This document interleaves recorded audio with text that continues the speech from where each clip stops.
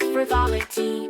Parties and balls, a life so grand. Little did she know what fate had planned. Ollie, Ollie, the wandering candlewick, chosen by Sybil in her destiny's now. Mystic from towers of paper to the open road, a reluctant cleric with powers bestowed.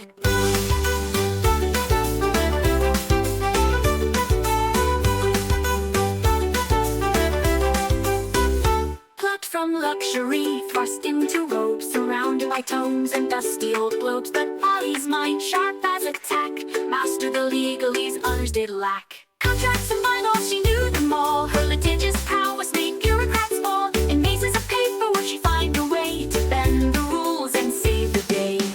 A holy symbol in a divine dream. Not all in the tower is as it may seem. A true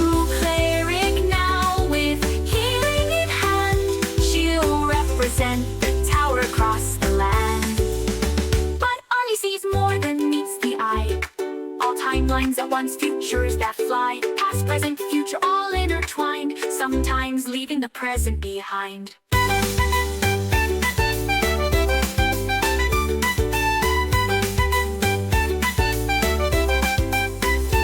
Ollie sees more than meets the eye.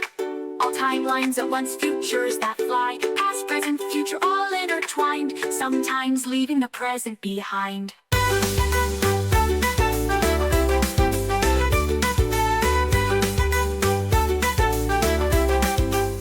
Library cat, shrouded in mystery, follows Ollie through every history. With glowing eyes and silent paws, it guards her path without pause. Ollie, Ollie, the wandering candlewick, chosen by Sybil in her destiny's now. Mystic from towers of paper to the open road, a reluctant cleric with powers bestowed. Cut from luxury, thrust into robes, surrounded by tomes and dusty old globes. But Ollie's mind, sharp as a tack, mastered the legalese others did lack. Oh, hoist up the sails, let the winds take a clip. For Thaddeus Turnpike commands his ship. A lord of the waves, a sailor so bold, with magical powers and a heart of gold. Behold, Thaddeus sailed the endless sea, with little Bubo as wise as can be. Through tempest and tide, they roam far and wide, the Turnpike legacy, their unfading pride. From the mighty Turnpike line he hails, with a lineage of captains braving the gales. A scion of seafarers fierce and grand, with the spell on his lips and the sword in his hand. Behold, Thaddeus, master of the spell, with little Bubo through heaven and hell. They dance with the stars, they flirt with the dew, their laughter echoes in the ocean's blue.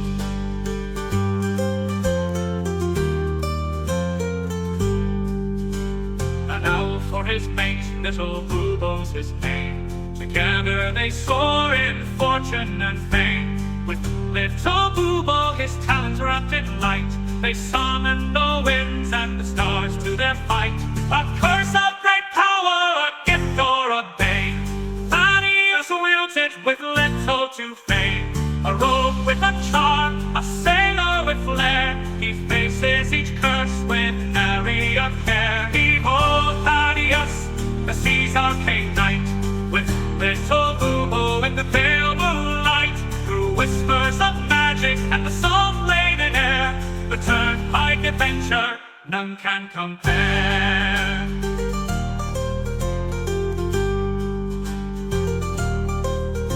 So sing of the Turnpike, the legend, the tale of Thaddeus and Bubo setting sail. For where the map ends, their journeys just start. The sea's in their blood, magic in their heart.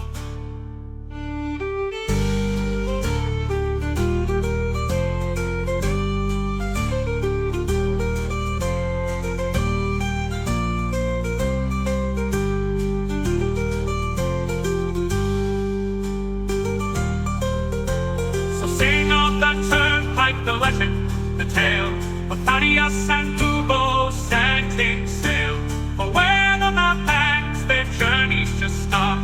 The sea's in their blood,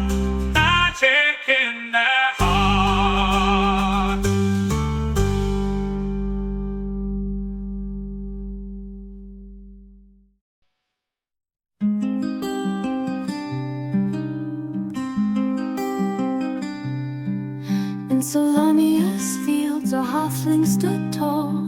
Sea gray eyes, a fighter's call. With Fiona's love and Angus' smile, his world was bright for a little while. Oh, Harold Grey with list in hand, a promise made, a journey planned. Each task he'll mark, each dream fulfill. For those he's lost, his heart beats still.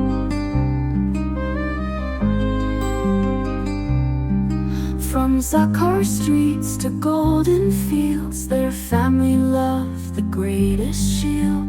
They dreamed of wonders near and far, penned on a list beneath the stars. Oh, Harold Grey with list in hand, a promise made, a journey planned. Each task he'll mark, each dream fulfill. For those he's lost, his heart beats still.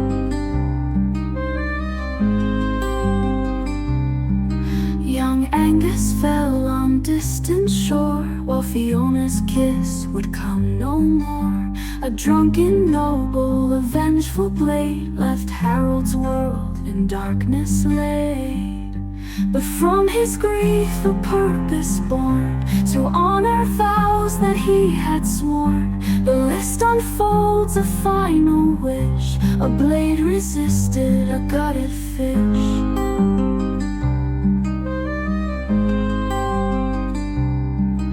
Now Harold roams through joy and strife, to live for three in one short life. From mountains high to oceans deep, this solemn pledge he vowed to keep. With boulder hat and iron will, he faces each task with hard-won skill. For every deed he sees it through, he feels their love forever true. And when the final task is done, when every battle's lost and won, he'll close his eyes, his duty clear, knowing his loved ones drawing near. In afterlife they'll meet again, their love eternal, free from pain. The list complete, their dreams fulfilled, a promise kept, a future will. Oh, Harold Grey, your journey's long, but in your heart they're never gone. With every dream that you fulfill, Fiona and Angus are with you still.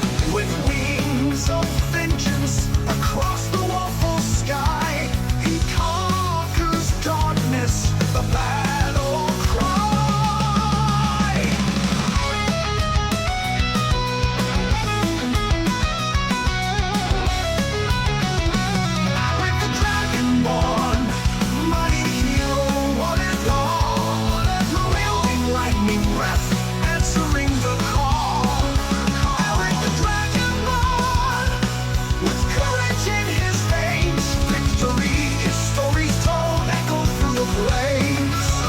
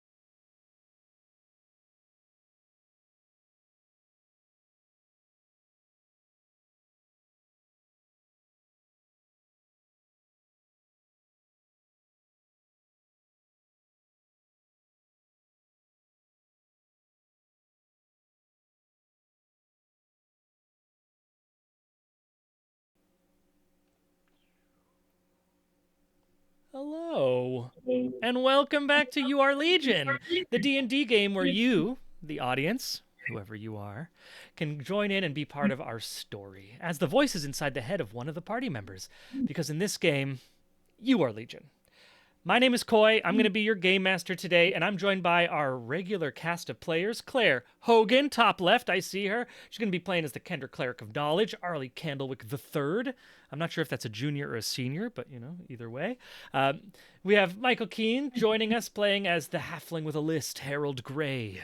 We have Sam Gilroy, top center, playing as the noble wizard pirate Thaddeus Turnpike. No relation to Jersey Turnpike. Actually, that is your father's name, technically. Yeah. And today we are once again Sean Boyd is joining us in spirit because he is in the desert of the South of America doing some cool theater stuff because Sean's awesome. So keep it up, Sean. We'll be seeing you soon as Aelric Tiamaticus. Don't worry, Aelric is around. He'll be just quiet and controlled by the party or by you, the audience, because you are Legion. And of course, joining us as our special guest to assume direct control of the Legion construct is Kevin the Fight Guy. Welcome, Kevin, for your last big day of this arc, I guess I should say. Amazing. I was spending a lot of time the last week and today working on the overwhelming new choices available to our cool stream because we are now considered affiliates. Stuff is happening. We got a subscription with Prime Gaming. See, this is the stuff that I was trying to set up in the background, which means that I didn't write it previously on. So what happened, guys? Where are we? I don't know. What's going on with the world? Today? I feel like that's a song from the 80s. But who wants to jump in? Does anyone want to we want to share almost? Yeah.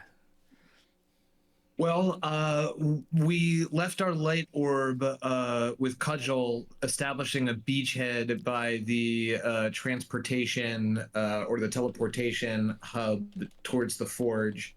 We've pressed on being chased by zombies until we hit a bridge over a cavern, I believe. I forget how deep the cavern around us is, but I believe there's a cavern with a pretty steep drop. Of which we are trying to get across the bridge into the building that we believe to house the forge. And we currently have been stopped by a magical cat who has beef with Squeak Noir, who seems to be either allied with the zombies or is screwing with us while we try to fend off zombies. Nice, yeah. That's it, pretty much. We fought some zombies. We're running from some zombies. I changed our grid to a hex grid, which was very infuriating for some people in our party. And I also, with the new hex grid, forced you onto a small, little tiny bridge. Whoa! 100 bits? I don't know. Okay, I'm gonna get overwhelmed, guys. Welcome to today when Coy puts on the hat of the Candlewicks, and I am just gonna be distracted because whenever I get one of these things, I'm just gonna go lose my freaking mind. Okay, so let's change. As you may have noticed, we also have a new layout, so not a big deal. NBD. Let's pop over to our combat layout. And we are going to come back onto our bridge because we have to return to combat. I have some music that I think I want to play. Let's see if I can find that. Pow. Watch your microphones or your speakers. You might want to turn it down, guys. It's going to be coming in hot on your end. I'm going to be adjusting the volume for our viewers, for our Legion at home. So while we get our music kind of starting to ramp up, I hope is it? It's coming in a little quiet in the background from my end, so do what you got to do on your end, guys. And we are going to unpause the game here. I'm going to bring us back to, I believe we were at the end of round 2, and we were going to start at the top of round 3. I already introduced more of these zombies from the eastern side of the bridge, and any questions looking at the map, kind of where we are, what's exactly happening, anything like that before we jump back in?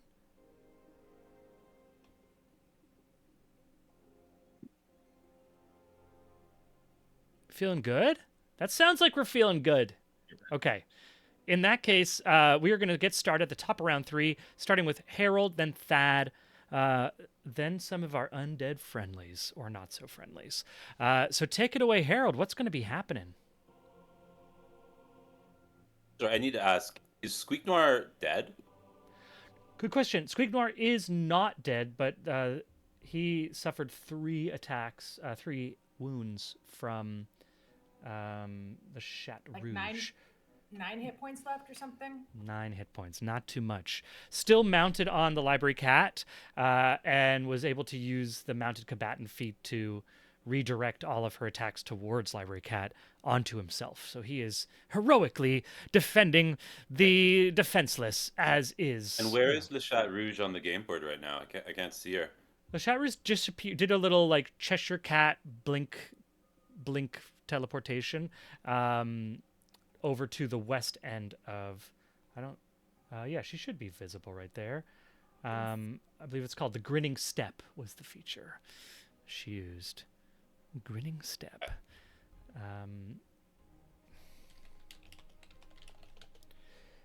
So yeah, and also I think if I open my little emotes, I have such a little screen here that I can't even see my emotes because the hype train is chewing along. So the hype train is in the way of my chat. I can't see anything. I'm overwhelmed. While I sit overwhelmed, what does Harold Gray do as a totally never overwhelmed in combat type halfling? Look at that transition. Boom. Masterly.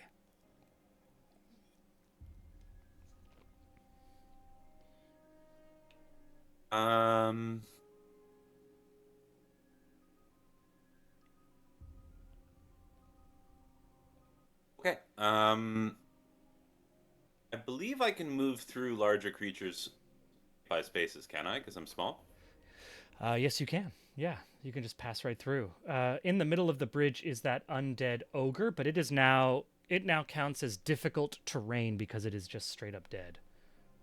And you are moving Squeak Noir with you, so I'm just gonna try to 6, pull. 7. Move back, Squeak.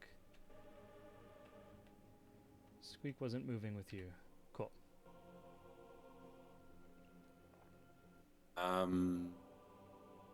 When I use a dash for my bonus action, do I have to use it all at once, or can I break it up? So you can use your movement in any combination. Okay.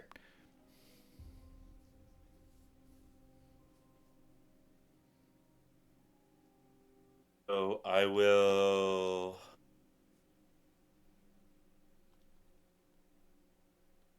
Okay, so I'll use my bonus action to dash, and so that.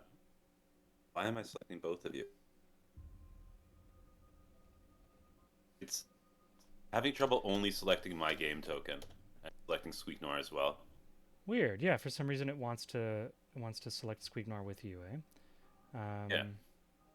Not sure why that is, but c'est la vie. We know where Okay, Squeak you Noir can lives. put him back when I'm done, yeah? Yeah. 1 out of 7. Okay, great. So hacking with Booming Blade. Okay. This ogre in front of you is dead, by the way. Oh, I didn't realize that. It's just difficult terrain. Yeah, it's difficult terrain because it's just like a large corpse at this point. And because there's no real way, because it's like filling up that whole space. So it counts as difficult terrain, but it was defeated by, Kevin, remind me, was it Aelric or was it Thor that actually dealt the killing blow? Can't quite remember.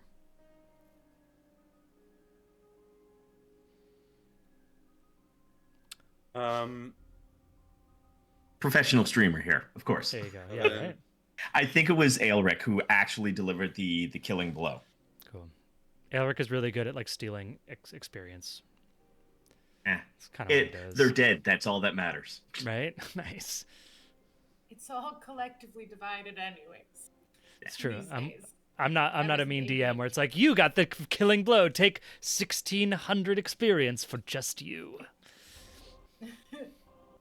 So Harold, Just accelerates to full halfling speed, and Halfling dashes rogue along the speed. bridge. As he is passing Squeakmar, will actually pick Squeakmar up Oh, cool.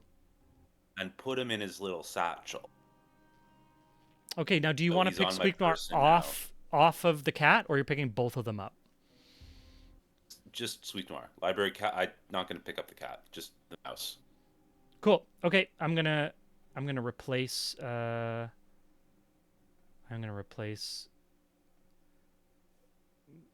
let us. So Squeakmar is now in your pocket or in your bag, and Library Cat's just alone there. 6. And then for my action, I will cast Misty Step. As Sweet. Harold comes to the end of his movement, Mhm. he just sort of shimmers out of reality and then thinks back in reality, still mid-stride, full momentum, Sweet. heading directly towards Le Chat Rouge. With Pique Noir sort of in his bag, sort of just with his sword up in the air, kind of going like, fucking sword.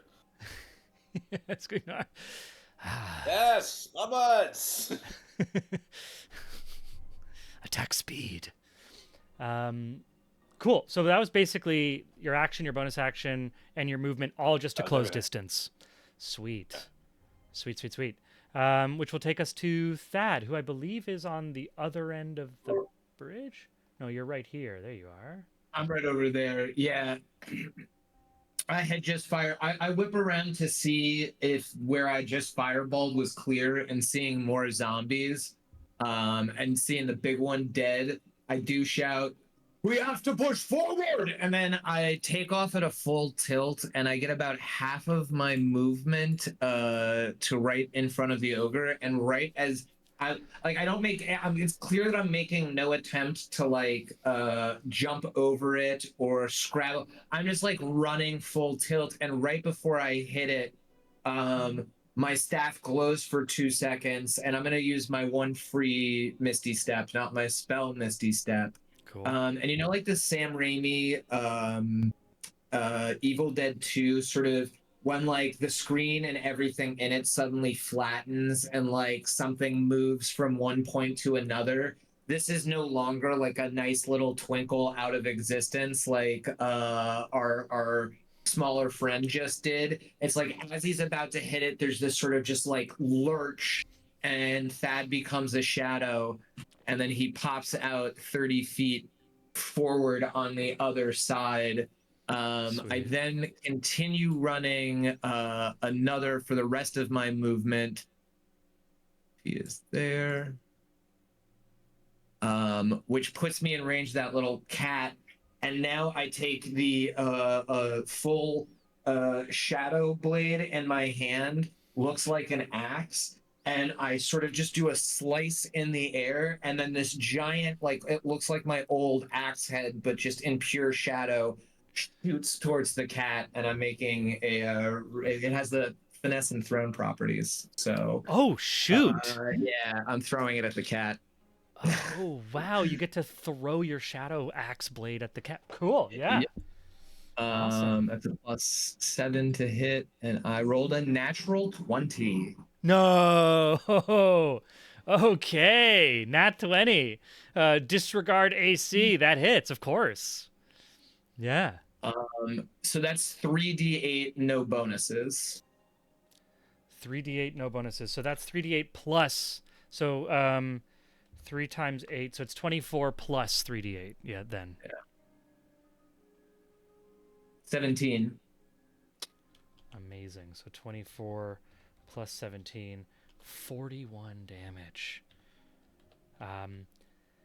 As this, like, you're running, this like warp through the dead ogre, keep running, throw the shadow. Like, it clearly you're not going to close distance fast enough, and Le Chat Rouge gives you like a little smirk of like, you think you're just trying to close distance, just like this little halfling.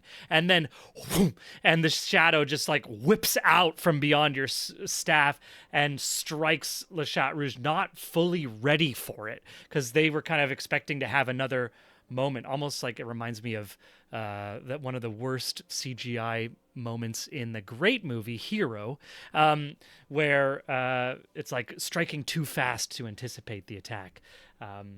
And Le Chat Rouge It's technically is psychic damage if that changes anything, by the psychic. way, Okay. just so you know. It's full damage. Full damage is taken. Le Chat Rouge looks severely hurt as this shadow like cuts, not like washing over her, but cutting through some of the clothing, revealing some fur and matted, bloody fur underneath. Half of her cloak just like flitters down to the ground as it's been cut off. The shadow passing through her and cutting the cloak behind her. Well, I have really bad news for her because after the shadow slices through the axe head, it sort of like turns back into shadow. It comes, snaps back into my hand. I look at the cat and I go, Sweet Nar taught me everything I know. And then I throw it back again as my second attack. You get 2 attacks? Oh my god! I get 2 attacks as a Blade Master, one of which can be a cantrip, but those are all in melee range fun. So damn. Okay, so you get to roll again. 21. Does that hit? Yeah. Yeah.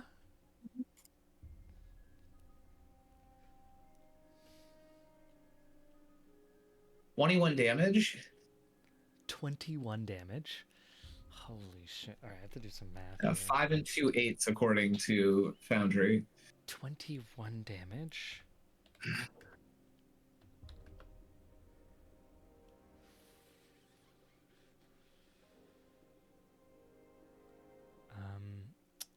Okay.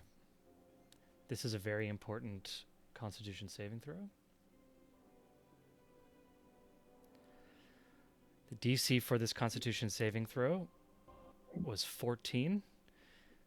She rolled 8 plus 6, getting 14. So as the second throw comes through and you see her eyes go from that like vertical slit of a predator to the wide pupils of a cat that's like scared or excited, and the shadow just fills those pupils into blackness, the hat falls and the feather strokes its way to the ground softly, and yet she still stands.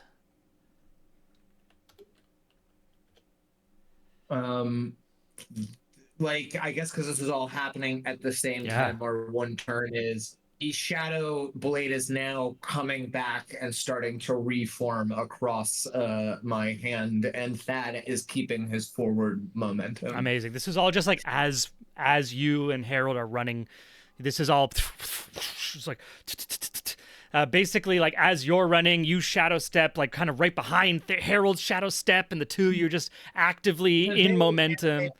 Down the hallway where they do the thing where they're running fast, and then it's like the DBZ, like they just do, you know, for whatever reason they just sort of like. Yeah, we get a little neon like fast light. Amazing, incredible. That was a huge amount of damage. That was a special feature, basically keeping Le Chat Rouge alive. Very deadly, Thad. Ugh. Why are my players so powerful? That's going to end Thad's turn, which gives us going to the east end of our bridge.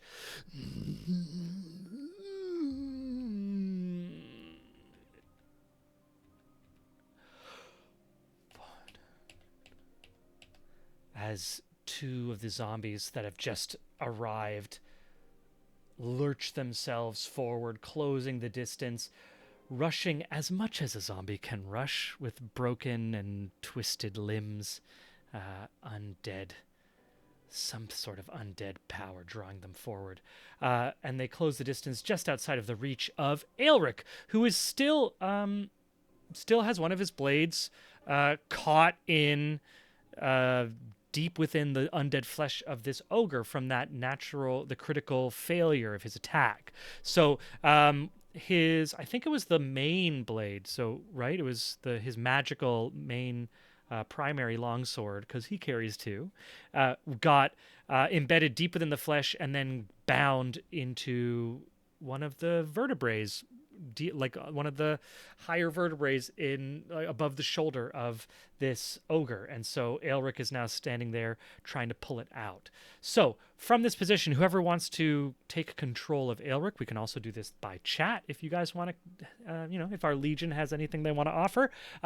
We can also do this a little bit of like a collaboration as a group, or if you guys want to be crazy, you can roll d20s and see who gets the highest one, and that person gets to control Aelric. I'm just open to play around. Let's see what's going on.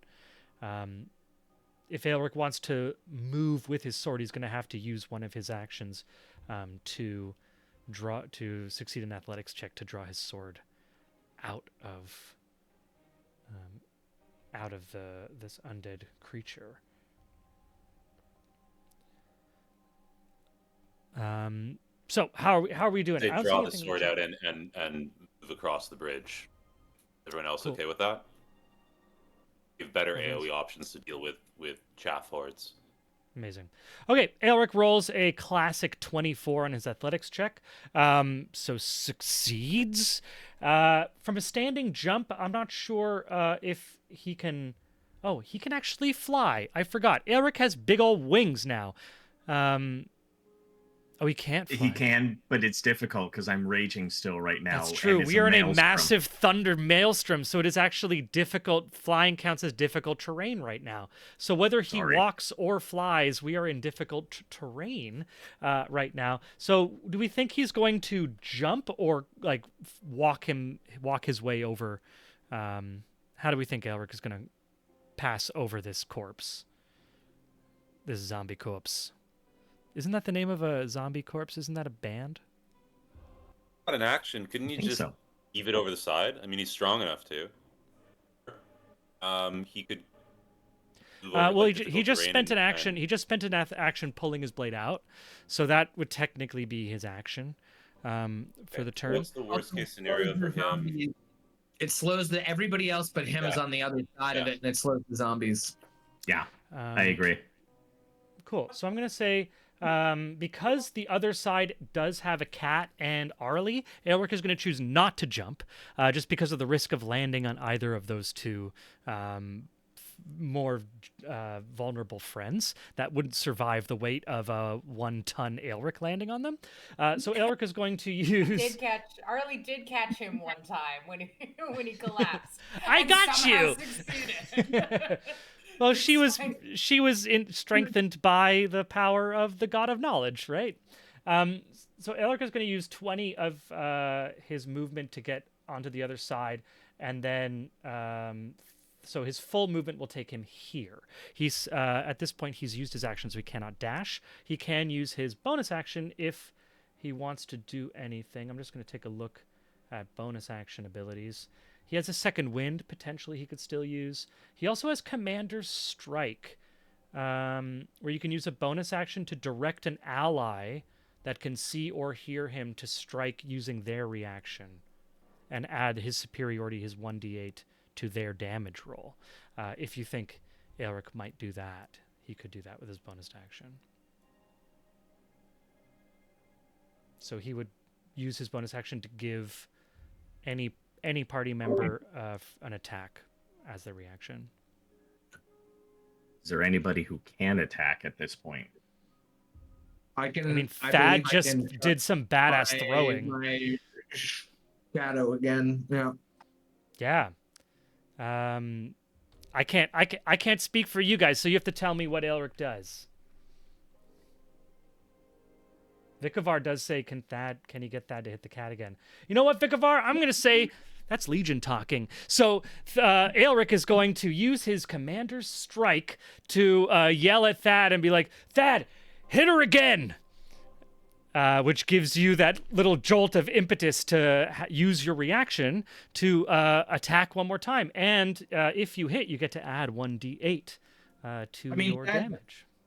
That has been part of raiding parties before, and as sort of junior members working your way up, he is used to taking strong commands from a well-heeled soldier. So the shadow reforms, and it's just another huge sort of tumbling cartoon like axe head flies at him. 23. 23 hits. Now, Vikovar is interpreting the rules and saying that I do actually, for the future, get to put my proficiency or my stat bonus to the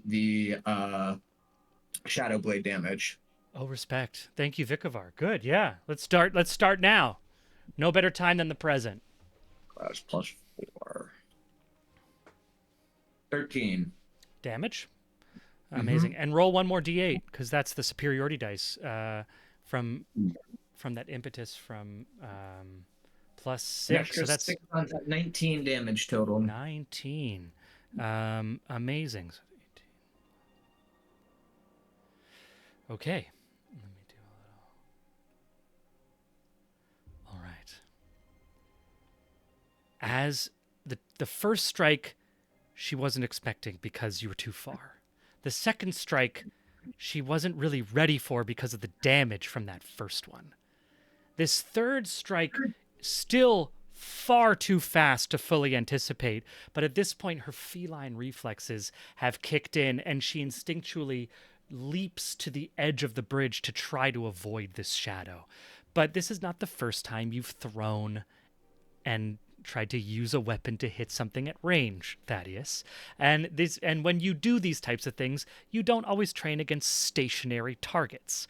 So as she leaps to the edge to try to avoid this attack, the shadow, whether on its own or whether with some sort of a baseball pitch spin, follows her, hits her hard on the side, and tears a blackness through her side, forcing her to tumble off the edge of the bridge into blackness. And you hear the cry of a cat. Wait. Squeak Noir has a reaction. Squeak Noir does have a reaction. Squeak Noir is within range. Make it to Chat Noir. At Chat Noir by the paw off the edge of the bridge. Amazing. Sure. Rule of cool? Yeah, hell yeah. Squeak Noir leaps out of the bag, out of your bag, runs to the edge, and grasps onto her claw. We have a moment of Scar and Mufasa over the edge. Noir says, "Old friend, it is not too late." It was too late when you gave me up for your new cat. And Squeak Noir feels the Chat Rouge's claws, the hand that he's holding, bend. And he gasps and goes, "Oh!"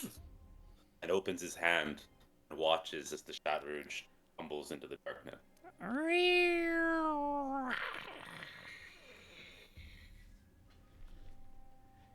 And the sound of the hissing, meowing cat is lost soon, not just in the darkness, but in the rumble and thunder and flash of lightning from this maelstrom that was kicked up from Thor Odinson when he entered his rage.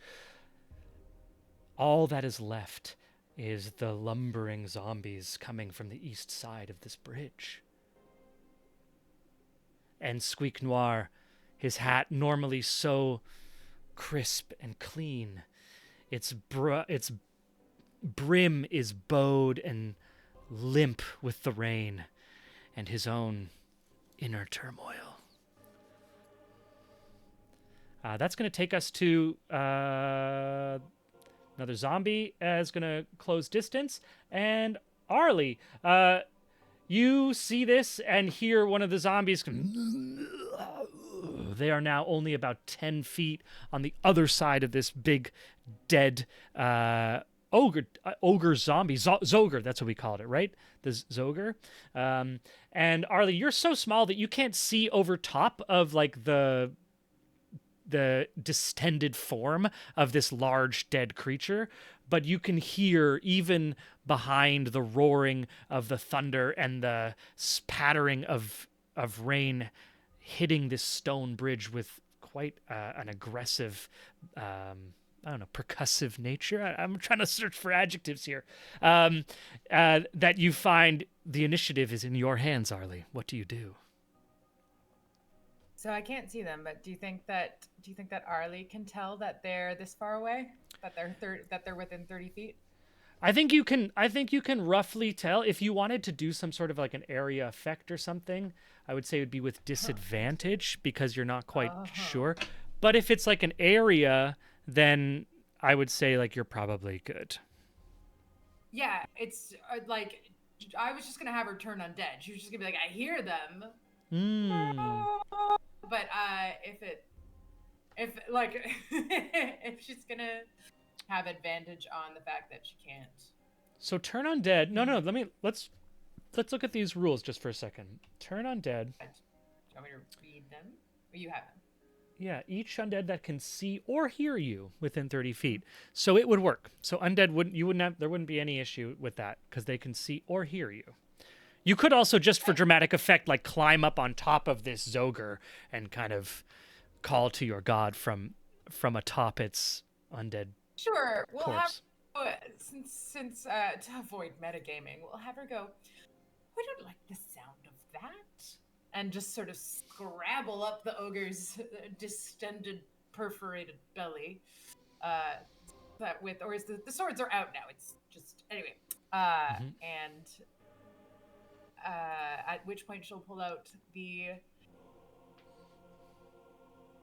It's not an amulet. It's like what's it called? The holy symbol of Zivlin.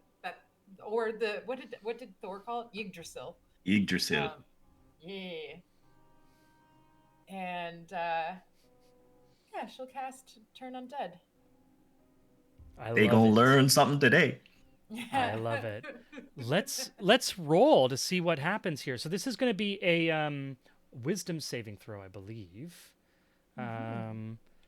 And I think your DC is 16, if I'm not mistaken. Right? I thought it was saying in my. Here we go. Standard roll.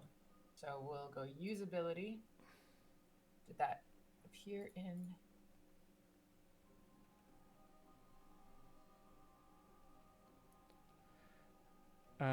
So, because I think your spell saving DC is 16. Yeah. 16, correct. So they need to succeed in a 16. Okay. So our results were a 4, an 8, and a natural 20 from one of those zombies. Wildly. What's the impact on the 2 that fail their saving throw and the 1 that succeeds?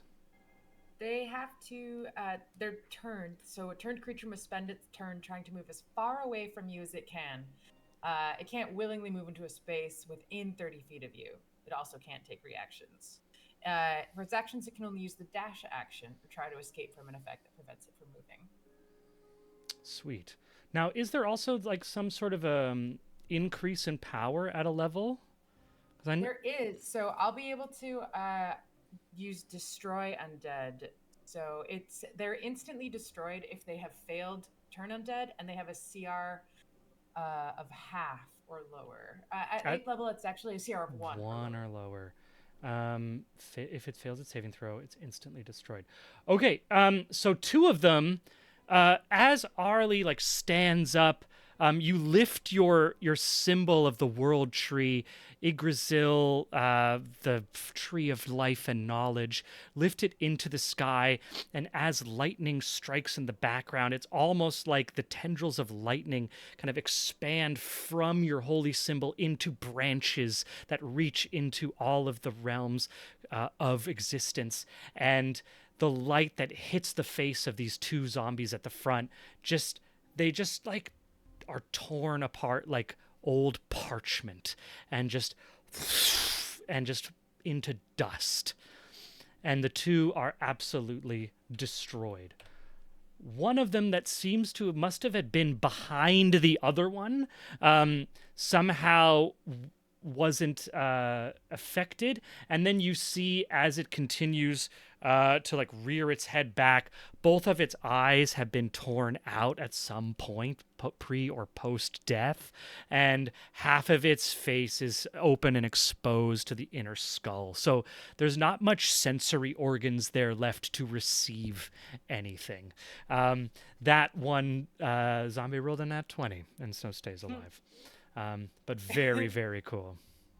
Oh, also, you can choose this. Does the corpse of the Zogre stay, or does it too get destroyed? That's kind of, I'm leaving that up to you because it's already dead. So. Oh, it's gonna stay. It's a fantastic like plug, like cool. Physically. Amazing. Bridge. Awesome. Great. So it isn't affected.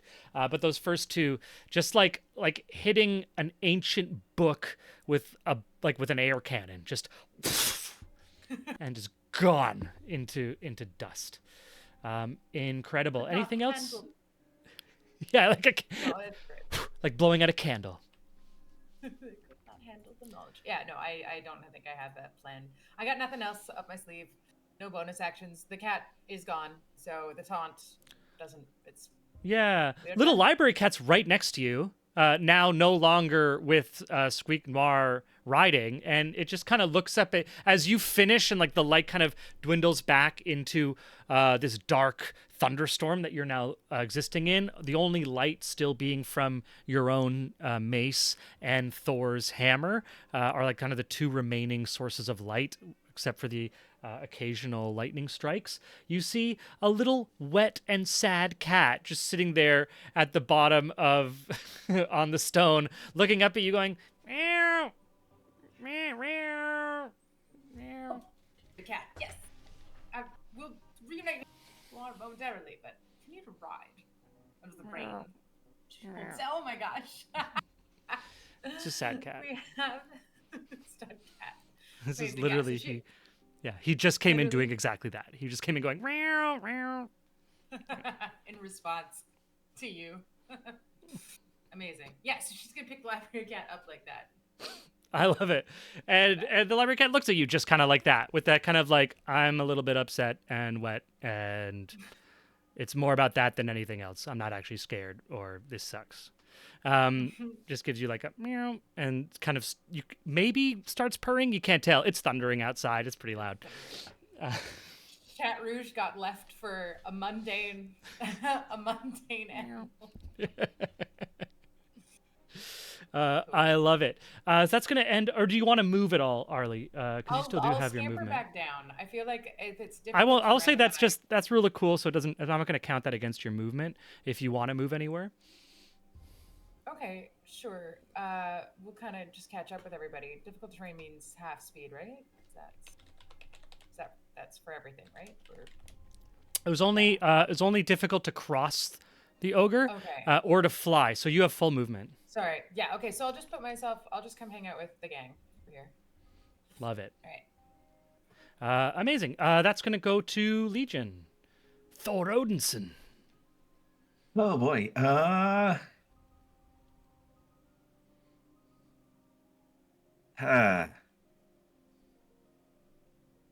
The best way. The best way is to move forward. Yeah,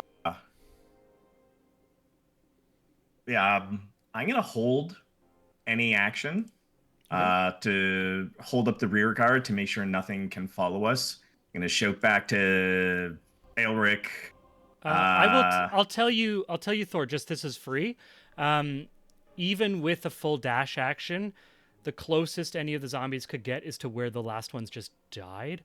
This one here, were it to use like a dash, it could get to the other side of the dead Zogre, but it would be 2 turns before any of the zombies would be able to get in range to attack if no one moves.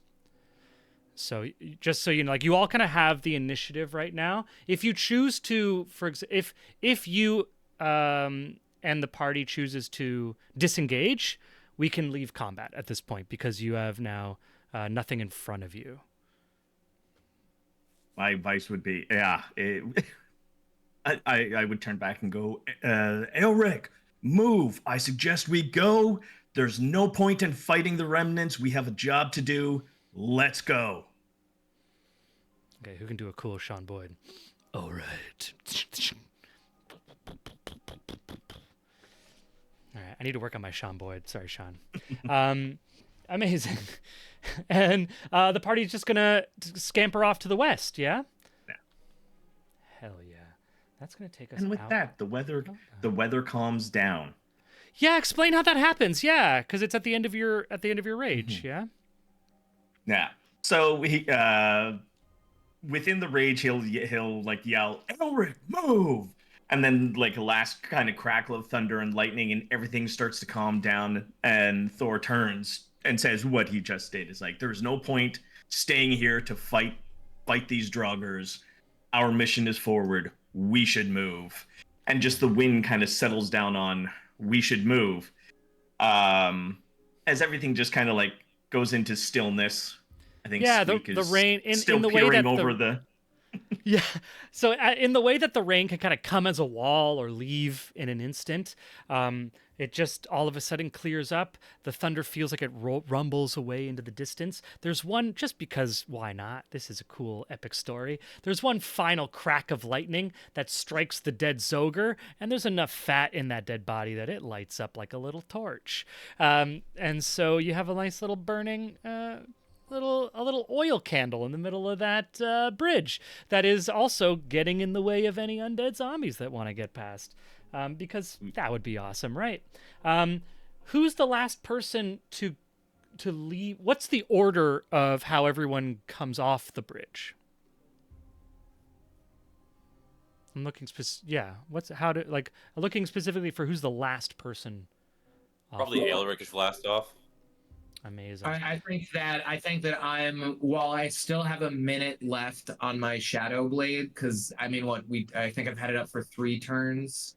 Mhm. So like, I'm gonna use 10 or whatever the remaining amount of turns I have to dash like forward. I'm gonna try to lead while I still have Cool. juice. Yeah, sweet.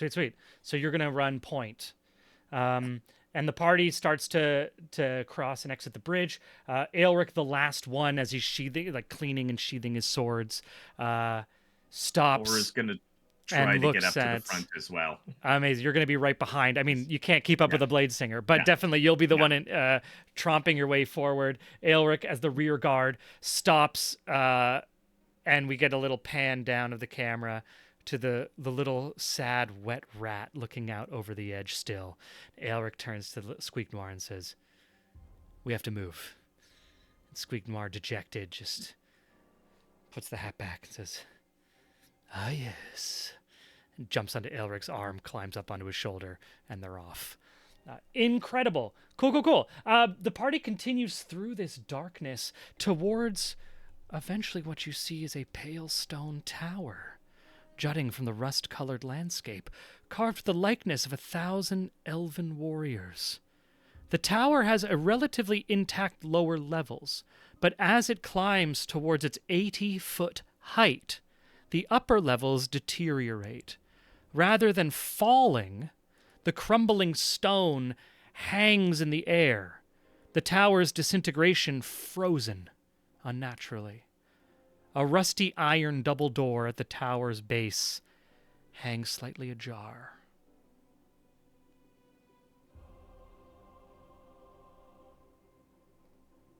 What happened here?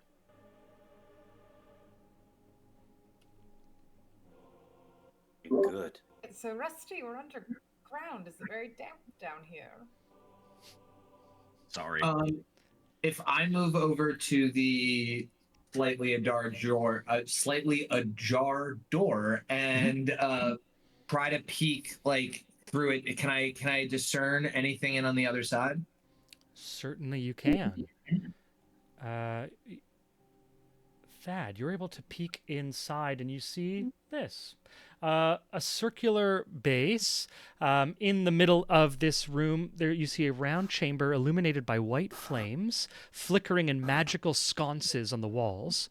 In the room's center stands a gleaming obsidian statue of a solemn elf warrior. Around the solemn's pedestal, hundreds of silver coins lie scattered in the dust. Beyond, on the north, a staircase ascends, curved along the tower's north wall. The ceilings are about 20 or 25 feet high. I shout back clear to everybody behind me, and I do ready firebolt as I sort of start to like keep my peeping in through the door just in case anything happens in there while everybody behind me decides what to do. Amazing. So Thad calls out that it, and he enters through the doorway into what looks like an illuminated and a dry interior. I'll follow, and I'd like to see if I can recognize the statue with probably a history check, but Definitely give me a history check. Yeah, and I think you might get advantage because you're a knowledge cleric. Can I history check too? Sure. Yeah. Does everyone enter? Yeah. Yeah. Sweet. The door's still functional if you do want to try to barricade it. That would be a good idea. Maybe Aelric and I can power something together to fortify and barricade the door. Nice. I'm gonna say, yeah, give me like a, what would be, if you have a tool that you could use, short of a tool, I would say it's gonna be, basically, I'm kind of open, so like, if you can justify a skill, and how you would use to barricade the door, but I'm asking for a skill or tool check. I have a hammer that can To kind of like break it so that it stays closed, almost? break it so it stays closed. Would the electricity on my hammer kind of function to weld it almost? As I see the big ones pondering how to break thing, Harold will sort of, we should make sure there's another exit that we can use before we destroy this one. If we're going in. Good idea. I thought there was another portal on the where we're going to that we couldn't get to, which is why we ended up there. Well, But I don't know. I turn my attention away from the statue, and I've been embarrassed to admit it. I've been kind of shy to bring him back because I didn't want to lose him again. But little Bubo pops up onto my shoulder. Little Bubo, it's been so long. Little Bubo's back. Love it. I got Little Bubo there for you. Little Bubo's back. Where did you put Library Cat? Is she just like kind of sitting on your shoulder? I have a satchel for Library Cat, but absolutely, Library Cat is squirming. Love it. Love it. Especially now inside. It's like, come on, I want to go now. All of a sudden, this furry cat feels like a fish. And just like, how do you keep slipping out. Amazing. With your history check. Yeah. Thad, you look and you see this, you see some sort of an elven character. This is like well outside of your wheelhouse. Elven is just so foreign to you that's kind of like, I can identify it's Elven. It could be 100 years old. It could be 1,000 years old. It could be modern. Like it's probably not modern just because of where you are, but like there's not enough clarity for you, Thad. But with a 16, Arlie, you are able to recognize there's a common guardian within that is built around Sylvanestry burial sites. So elven burial sites. They will erect this garden. And the silver coins represent souls shining as stars in the night sky. and with your 16 history check, you know that there is a tradition in the Sylvanestry that dictates each visitor of a burial site must leave their own silver coin at the statue's pedestal. So Arlie will be like, this is a fun cultural moment where for it to be very respectful of what might be a graveyard, we should all probably place a coin at the base of this statue. It's what the Sylvanestry do. And they're kind of our friends. I mean, at least the ones that Thor didn't decimate, anyway, are our friends. Boy, can I do a quick perception, just What's that? general trap stuff? Yeah. Or was it- Give me a trap check. Sorry, Arlie, what was that? Sorry, I was referencing. It was the Sylvanestry volunteers that Thor dropped his hammer. It wasn't them. Yes, that's true. That was. They okay, were. That's my reference to. Yeah. That's my joke. It really. Those refugees. All right. Um, With Harold, that comment, Thor will kind of turn to Arlie and go, "We have made amends, and I paid the blood price that I owed them. I think they're That's still why- our friends." Oh yes, of course. You're right, and a coin will go a long way towards acknowledging that. Can you spot me a coin? I fish Yeah, out. exactly. I fish out a silver piece, and as I flick mine into the pile, I flick it to Thor, and then I look over at Harold and I go, while you guys figure out what to do with this door, I'm not going to be able to hear or see anything. If there's a problem, just touch my face, and then my eyes sort of go blank, and I love it. go into. Sweet. You do your little warging. Harold, you rolled with advantage, I see. Was that intentional?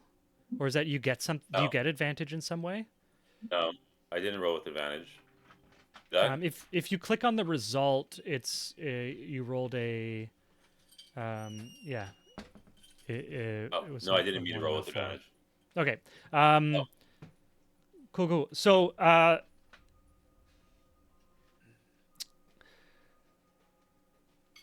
I'm gonna say with I that. use a luck point because I don't want to Okay.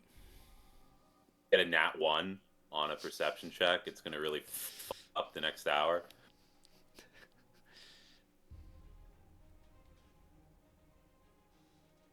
Oh, that's a nice luck from 1 to 20. Hell yeah. Well done, Harold. So we'll say we're gonna say that's just gonna we're gonna say that's your kind of passive perception at this point within this space, instead of having to roll like every room or anything like that. With a nat 20, Harold, you're able to see that this tower was not designed in a way to even really facilitate traps. It's designed so simply that if anyone's gone to like Europe or older like places where buildings were built before electricity, and then all of a sudden they had to add electricity to these old buildings, you have conduits and stuff on the walls and stuff because you weren't able to build it where it's inside the wall, and the wall itself is structural in stone. This is like that. It's a structural stone, very simple, very basic. It's old. It hasn't been touched. Down here at the bottom, it looks still mostly intact, unlike what you saw at the higher levels that are kind of in mid disintegration. But no, you don't see any traps on this level. Looks just like what it presents itself to be. Okay. Then I'll confidently march up to the statue and put a silver piece. Amazing. I am going to say, little Bubo, Thad, you're gonna warg little Bubo to go up the stairs. Is that right? Amazing. So little Bubo is going to fly their way up the stairs. There you go. I'm going to give you a second to look at the battle map there. Anything? Is there anyone who hasn't thrown silver at the statue so far? Thor? Legion will kneel down respectfully, place the coin, and say in Aesir, may the spirits find their way to their rest. Very honorable and respectful. as everyone's dropping their coins. There is a large pile of silver coins, quite there, well over a few hundred. Thad, you come up the level and you see this. What you can see on your screen is not what they can see on their screen, so I'm not going to describe it for you, but you can ask questions if you like. I can't see what you want me to see right now. Unfortunately, it's not. Maybe I have to move my proper token somewhere. Oh no, let me see if I can actually. Owner. I'm just seeing that. Are you not able to see? You're not. If you scroll up, like further up on the map, are you not able to see out of Little Bubo's vision? No. I know my what bad. Okay, I was trying to do something. It was going to be cool. It didn't work. So I'm just going to create another Thad so that you can see. I definitely am going to have Little Bubo, like, before he goes up another level.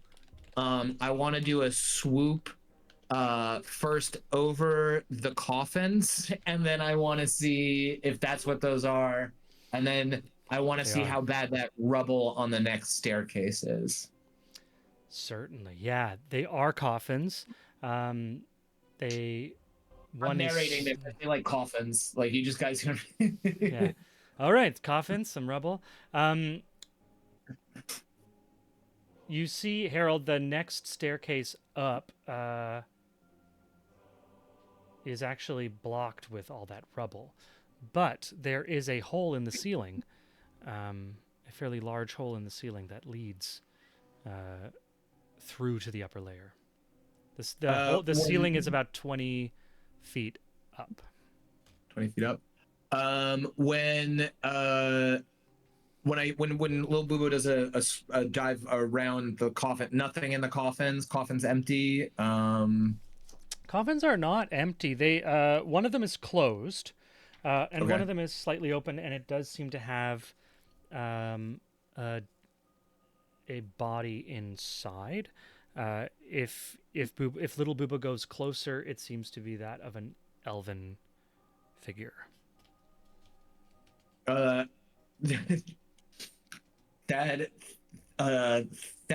puts out his hand and he says, "Elf corpse in coffin. Tap hand if I should put Bubo up another level."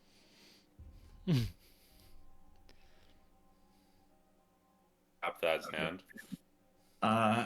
Lil Bubo flies up through the hole into the next floor. There you go.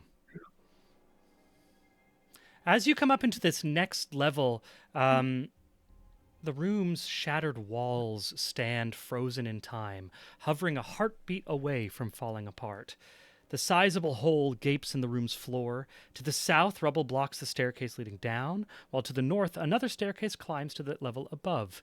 A dismal gray-green light shines from flickering wall sconces, eerily illuminating yellowed bones fallen from burial niches and scattered across the floor. Here you also see on the floor an old sword. I'm gonna have. I'd like Little Bubo to try and snatch the hilt of it, and it's probably gonna be too heavy for an owl, I would assume. But if he can do some sort of like control drop of the sword down one level, and then I'm gonna pop back into my body and say, I think we can go one more floor up before we decide what we do next. Amazing. With a strength 3, I think it's a tiny beast. I'm not sure based on like this is a long sword, which would be a few pounds. But with a strength 3, technically by the rules, I think the owl would be able to drag or push it. Like it could be like a couple little flutters and drops and flutters and drops, and then when it finally gets it over, it's more like it's like a parachute thing. And then when it feels comfortable that the sword isn't gonna make like too much noise or something, lets it clang. All right, you know what? Give me an athletics check. It's gonna be -4 because it's strength. This is just gonna see how softly can get this to drop. Yes. the Took maneuver. Nope. Nope. Amazing. So the little Bubo is like pushing and pulling and pushing and pulling and flapping to get this sword dragging itself through the dust to the edge, and then gets a strong grab on the hilt, takes a few very strong flaps, gets it kind of over, it's teetering on the edge, and as it starts to fall, the little Bubo just like whoop, and it just is pulled right down. Little Boo was able to let go, so he's not hurt, but the sword clatters at almost just full velocity. Clink, clank, clank, clank, clank, in the hard That was stone. me. That was me. That was me. So Thor relaxes. He was about to go charging. Amazing. Yeah, so Thad, after relaying the next floor is where we should figure out how to get through the big hole. Everyone and goes climb up. one level from the hill. Yeah. Yeah. Cool. So everyone's going to go up to the next level. Everyone, this is what you see. Let me pull you up here. You do see these two kind of coffins, one slightly open, one closed. And then there's this large hole above your heads that leads to the next. And I'm just going to draw it roughly so you can get a sense of kind of how big it is. This is like quite a large hole around that size above you.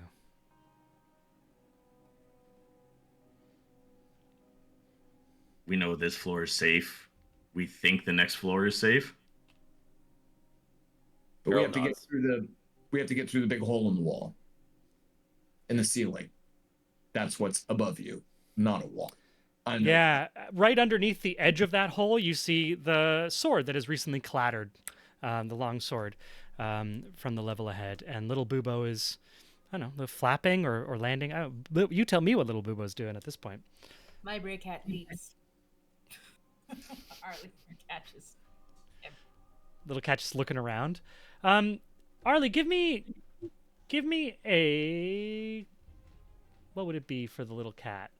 Like Give me a leaps 'cause percep- Bubo looks like Give me a bird. perception check for little library cat. Sure thing.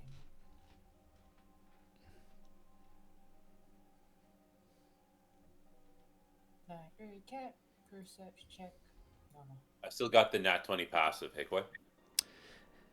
Yeah, cool. Like you're like, there doesn't seem like anything's dangerous in the area. It's like it is very much a crypt and not the creepy kind of crypt, just like the normal, boring, dead kind of crypt. The library cat I'm not- walks away from you, Arlie, and just like hops into the open coffin, the stone coffin. Just like hops up onto the edge and just like jumps right in and disappears. Cat. Every cat. I'm gonna just follow and peer into if I can. Yeah, for sure. You can definitely look in, like on your tippy toes, because you're a little Kender. Inside, you see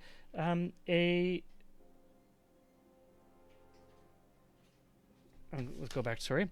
Heaps of rubble fallen from this chamber. The two stone crypts, walls sculpted with the empty burial niches. And you see within one of them this desiccated elven body lost all of its moisture. And it I is... think, guys, could we? Sorry, carry on.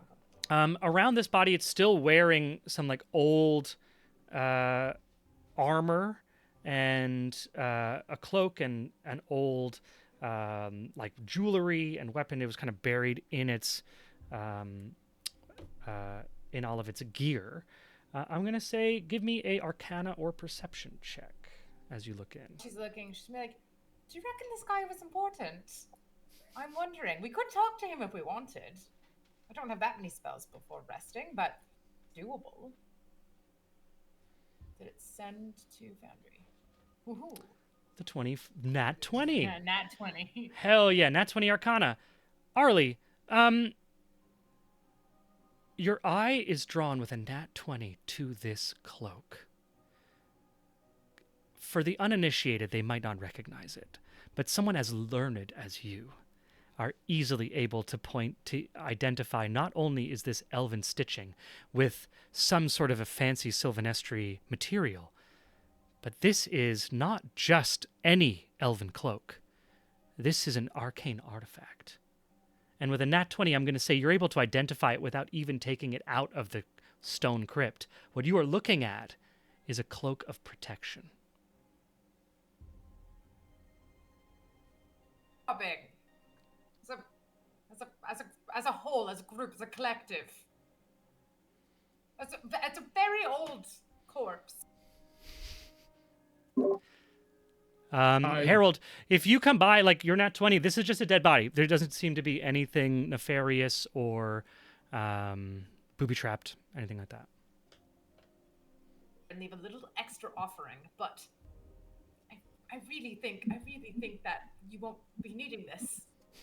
And perhaps, you never know. Everyone owes the Candlewicks the cloak every now and then. It happens. Arlie. Kind of attack. Arlie. Yes, Harold. Arlie. Yes.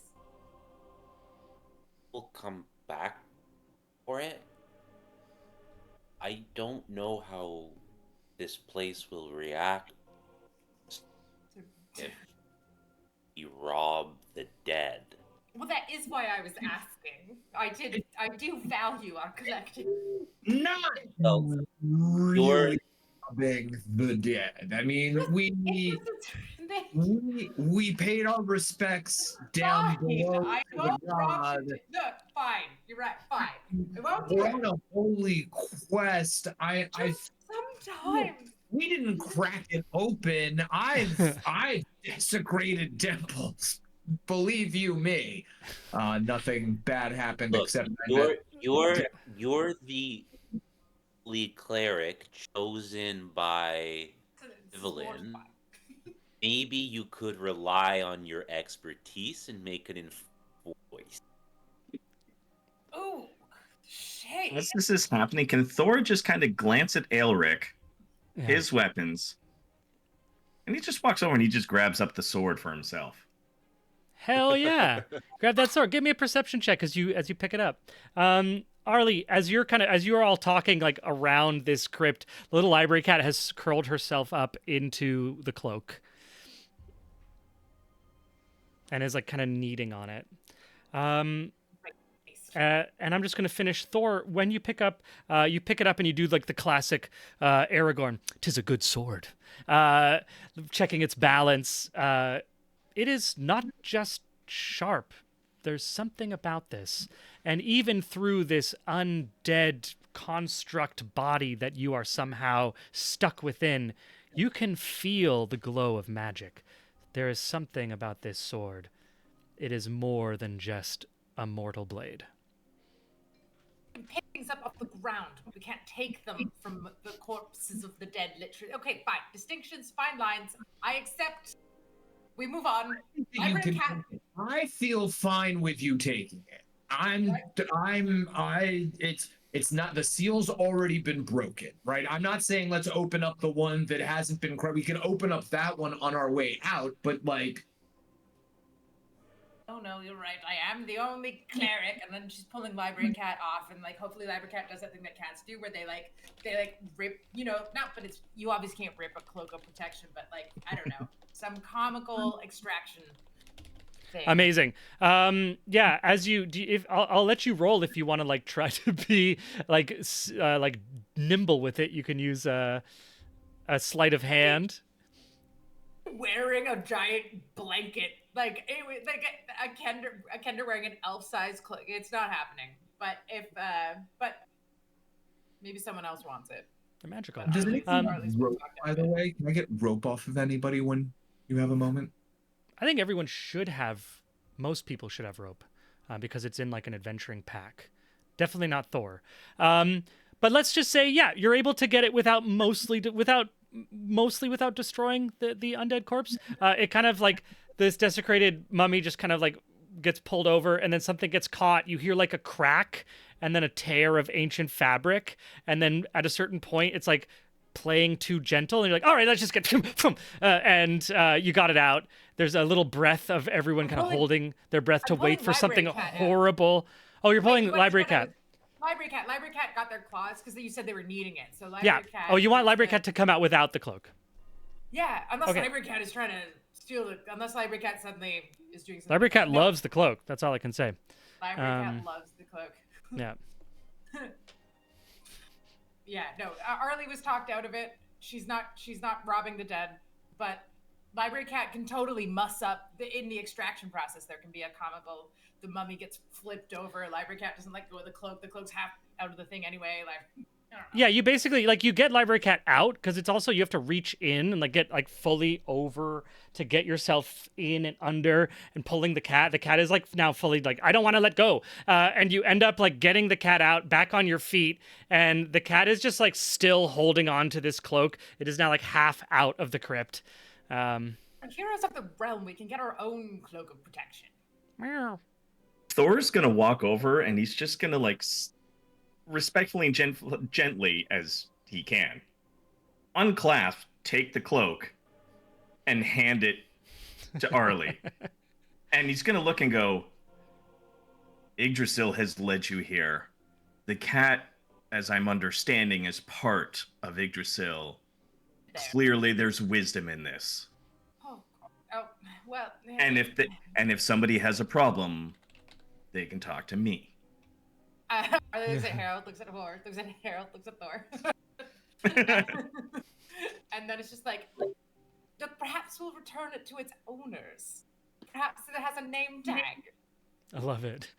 The name tag is literally like is the same name that's on the crypt. It's just like, oh, okay, interesting. I'm not you can speak ancient Elvish, so it's not even a roll. You just like know these languages. I've put the cloak into your inventory, as I've put the sword into your inventory, Thor. How do you guys want to continue up? This is a 20-foot rise. I know that Aelric can just fly up, so that's just going to take like a big rope. Do you want him to hold the rope as he goes up? No, well, I guess we can just do that in burning a spell slot. Yeah. Yeah. Give the big guy a rope. He just grabs a rope, goes up, and then he just pulls you all up, or just holds it as you climb up, basically. I will ask for an athletics check, difficulty 10, just to be able to rope climb yourself and not fall. Oh, piss off.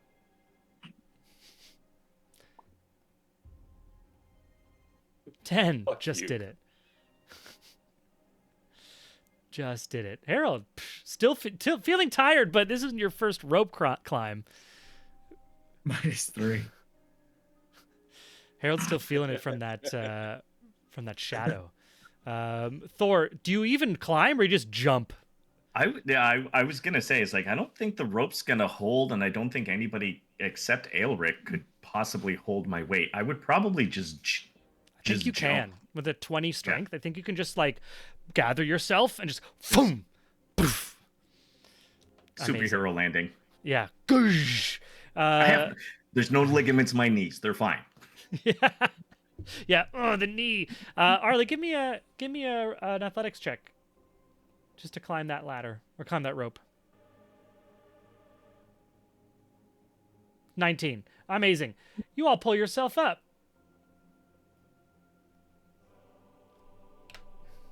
You are now on the next level up.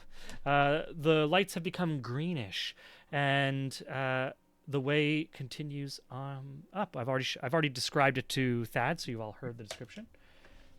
Thad's eyes go white. He sticks out his hand, and I'm sending little Bubo up the next level. Amazing. I'm gonna have to pull you up just so that you can see, because that's how it works.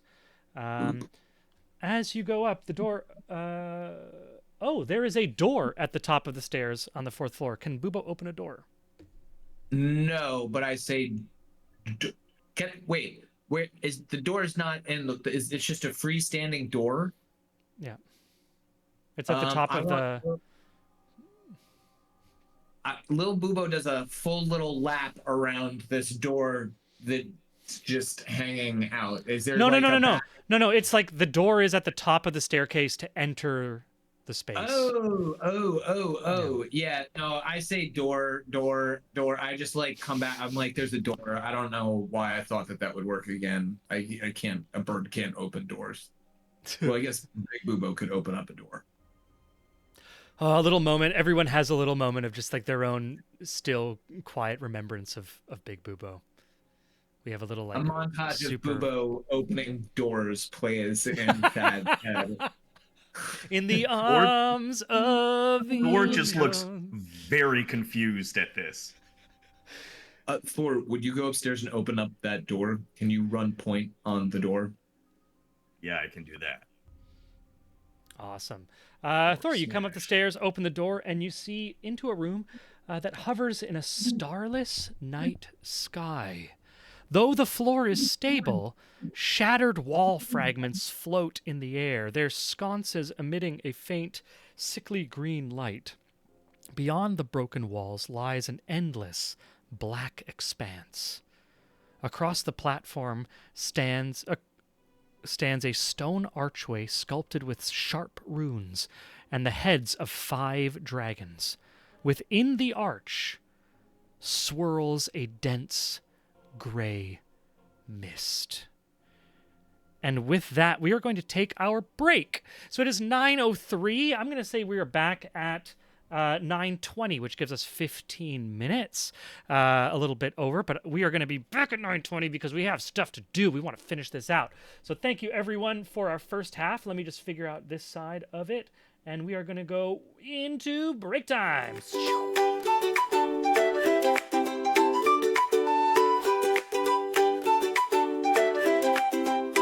In Candlewick Manor, born to nobility, Ollie danced through life with frivolity. Parties and balls, a life so grand. Little did she know what fate had planned. Ollie, Ollie, the wandering Candlewick, chosen by Sybil in her destiny's now. Mystic from towers of paper to the open road, a reluctant cleric with powers bestowed.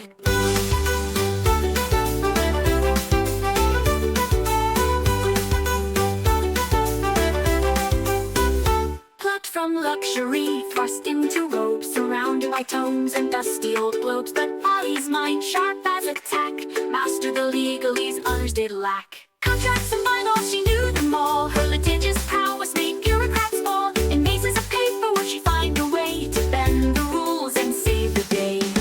A holy symbol in a divine dream. Not all in the tower is as it may seem. A true cleric now with healing in hand. She'll represent the tower across the land. But Ollie sees more than meets the eye. All timelines at once, futures that fly. Past, present, future, all intertwined. Sometimes leaving the present behind.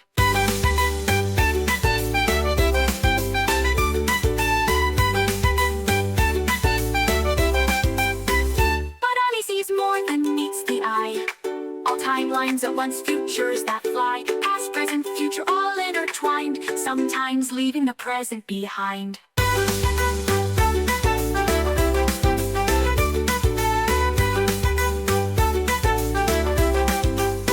Library cat, shrouded in mystery, follows Ollie through every history. With glowing eyes and silent paws, it guards her path without pause. Ollie, Ollie, the wandering Candlewick, chosen by Sybil in her destiny's now. Mystic from towers of paper to the open road, a reluctant cleric with powers bestowed. Cut from luxury, thrust into robes, surrounded by tomes and dusty old globes. But Ollie's mind, sharp as a tack, mastered the legalese others did lack.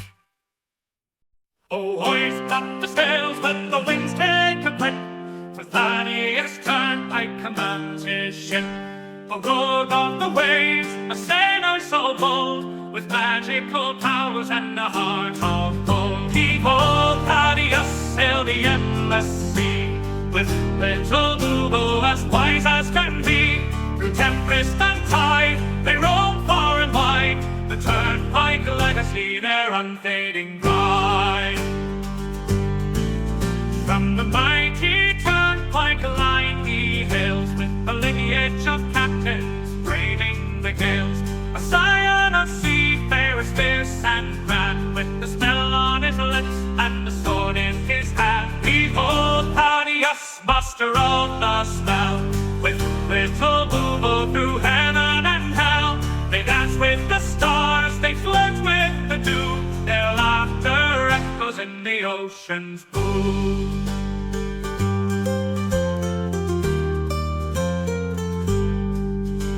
And now for his mate, little Boobo's his name. Together they soar in fortune and fame.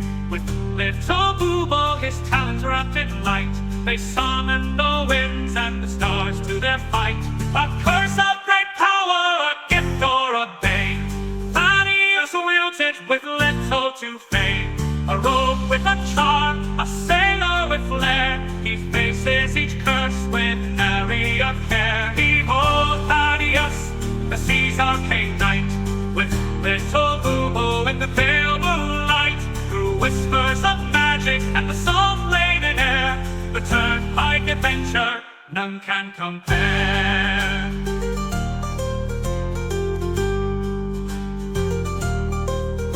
So sing of the turnpike, the legend, the tale, of Thaddeus and Boobo setting sail. For where the map ends, their journeys just start. The seas in their blood, magic in their heart.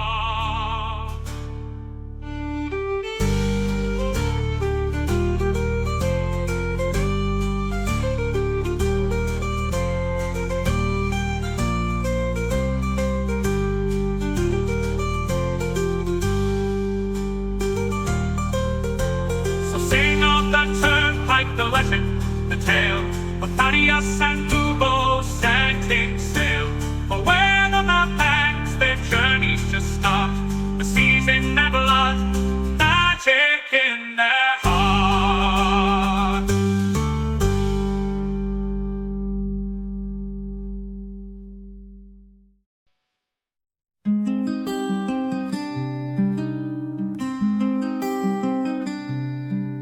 In Solania's fields a halfling stood tall, sea grey eyes, a fighter's call. With Fiona's love and Angus' smile, his world was bright for a little while. Oh, Harold Grey with list in hand, a promise made, a journey planned. Each task he'll mark, each dream fulfill. For those he's lost, his heart beats still.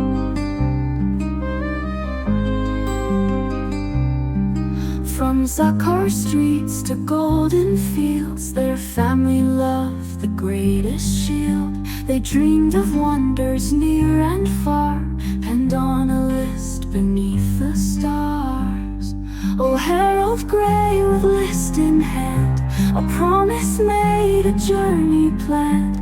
Each task he'll mark, each dream fulfill. For those he's lost, his heart beats still. Young Angus fell on distant shore, while Fiona's kiss would come no more. A drunken noble, a vengeful blade, left Harold's world in darkness laid. But from his grief a purpose born, to honor vows that he had sworn. The list unfolds a final wish, a blade resisted a gutted fish.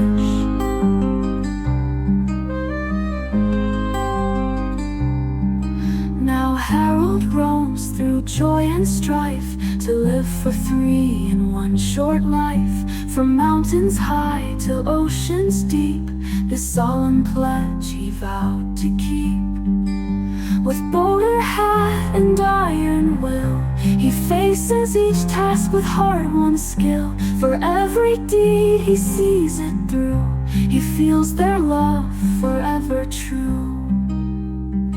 And when the final task is done, when every battle's lost and won, he'll close his eyes, his duty clear, knowing his loved ones drawing near. In afterlife they'll meet again, their love eternal, free from pain. The list complete, their dreams fulfilled, a promise kept, a future will. Oh, Harold Grey, your journey's long, but in your heart they're never gone. With every dream that you fulfill, Fiona and Angus are with you still.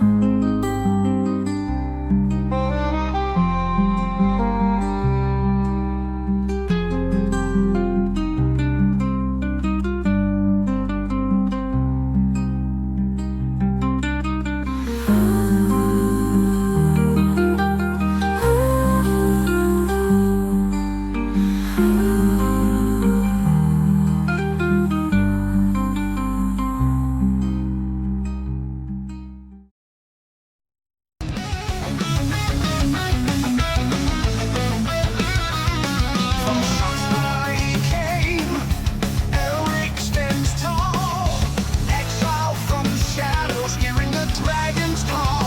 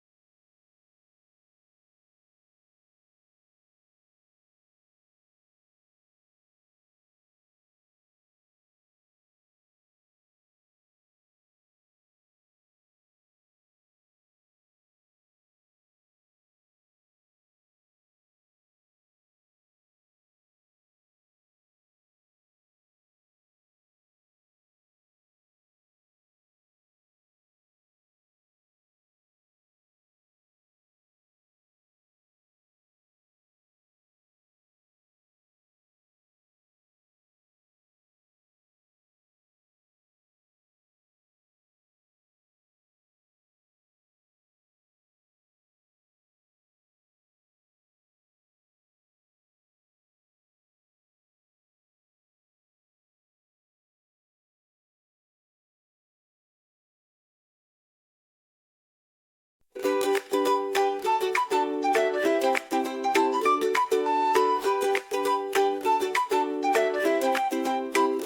Candlewick Manor, born to nobility, Ollie danced through life with frivolity. Parties and balls, a life so grand. Little did she know what fate had planned. Ollie, Ollie, the wandering Candlewick, chosen by Sybil in her destiny's now mystic. From towers of paper to the open road, a reluctant cleric with powers bestowed.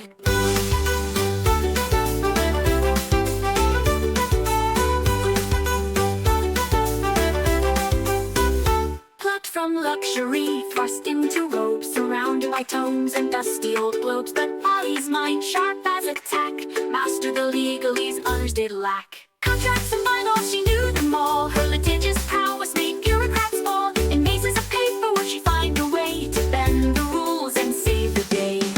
A holy symbol in a divine dream. Not all in the tower is as it may seem. A true cleric now with healing in hand. She'll represent the tower across the land. But Ollie sees more than meets the eye. All timelines at once, futures that fly. Past, present, future, all intertwined. Sometimes leaving the present behind.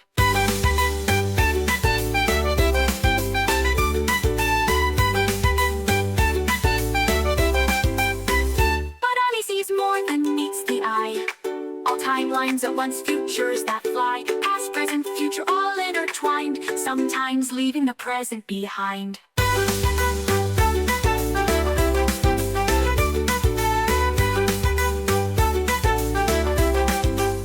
Library cat, shrouded in mystery, follows Ollie through every history. With glowing eyes and silent paws, it guards her path without pause. Ollie, Ollie, the wandering Candlewick, chosen by Sybil in her destiny's now mystic. From towers of paper to the open road, a reluctant cleric with powers bestowed. Cut from luxury, thrust into robes, surrounded by tomes and dusty old globes. But Ollie's mind, sharp as a tack, mastered the legalese others did lack.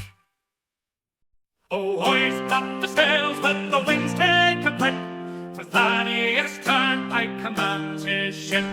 For rode on the waves, a sailor so bold, with magical powers and a heart of gold. Behold, Thaddeus sailed the endless sea, with little Boobo as wise as can be.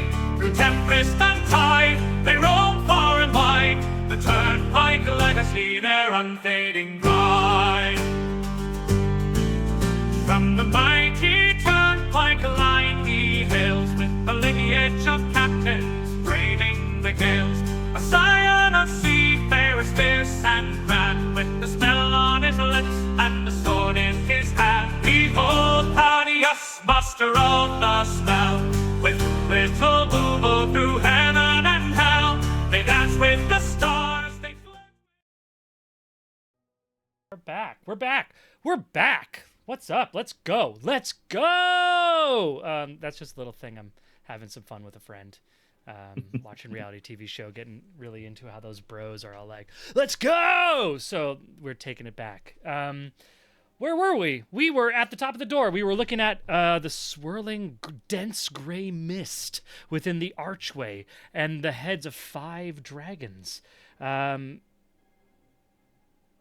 they stone dragons? Or yeah. Yeah, they are. So a stone archway sculpted with sharp runes and the heads of 5 dragons. So you can, if anyone wants to inspect the portal and that, you can give me an Arcana check. If anyone wants to take a look. Can I inspect with I don't know, it may be intellect. Do I recognize the dragons? Ooh. Having like- maybe faced them. Give me a history Or check. that, I'm gonna Okay. say this is gonna be with disadvantage.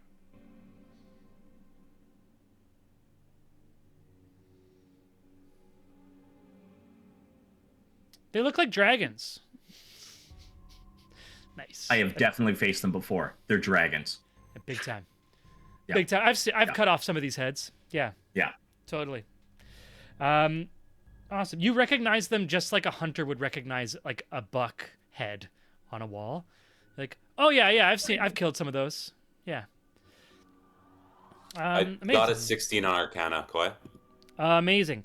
So you recognize 23. these with a 23. Anyone who gets above a 14, so that'd be the 16, the 23. You recognize these sculpted dragon heads as those of green dragons. And while the runes relate to the natural magic of the Feywild, you also notice that the runes can rotate, likely as a means of controlling the portal, but their function is unclear.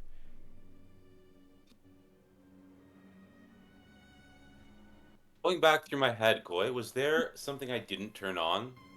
Power station that this could be? No. You cannot relate any of those options from the power station to what you're seeing here. And these runes seem to be around like the stone archway around this portal. There's this swirling dense gray mist. This portal seems to be active, going somewhere. I'll pull everyone else into this space. Sorry, guys. There we are.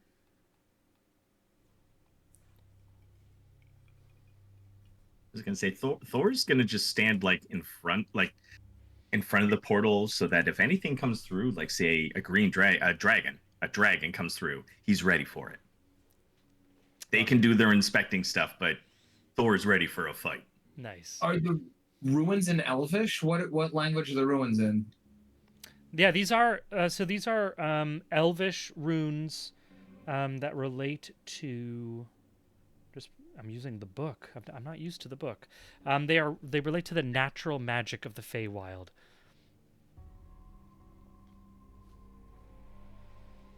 You actually recognize one or two of the runes you recognize from that large arcane crucible where you first encountered Grucht, the shadow dragon, that had all those like runes from different species and civilizations. You can recognize that some of those runes from that place are here, but all the runes are unified as being elven Sylvanestry runes relating to the natural magic of the Feywild. Does it look like they're jumbled currently, or can I discern? Does it like make a coherent sense? Does that make any like when you come up in an adventure game and those ruins are clearly not aligned in the right way? Can I make any sort of spot check on that? I can definitely tell you that they look like they're definitely movable. And with your role and your understanding of magic, certainly shifting them would probably influence the portal in some way. From where you stand, you don't have enough knowledge, so playing with them would kind of be like sitting down at a server and just typing code. Like, yeah, this is the terminal. You could do stuff, but like, if you're going to do it blindly, there's definitely more chance of doing something wrong than right. Sorry. Yes. Why don't you send little Boobo through? Does it look like? Does it? From all of the knowledge of portals that we've had recently of going through them, and we had that whole experimentation session that one time where I believe that's how I killed Little Boobo to begin with. Yeah, to remind everyone, Little Boobo was used as a test case for a portal that was shut down on all ends. It was just a single entrance portal that didn't have anything else activated. So if you went in on one side of like the circle, you came out at the opposite end of the circle. So like you go in at 6 o'clock, you come out at 12 o'clock, for example, on a clock face. After discovering this, Thad was like, well, what happens if I send Little Boobo right through the center? And he fired Little Boobo right through the center, and there was a puff of feathers from the exterior, from like the circumference of this portal, just like pff, feathers. And that's how that was the last time Little Boobo disappeared. Little Boobo's had a number of. We could do a montage of all the little deaths of Little Boobo. What I'm trying to say is, does this look like the blank portal, or does Yeah. it look like the destination on the other end? Yeah, this looks very much active. This is also different than the gnomish portal. The gnomish portal was their kind of like art, to use a mechanical D&D term, like artificer magic. This is definitely like elven,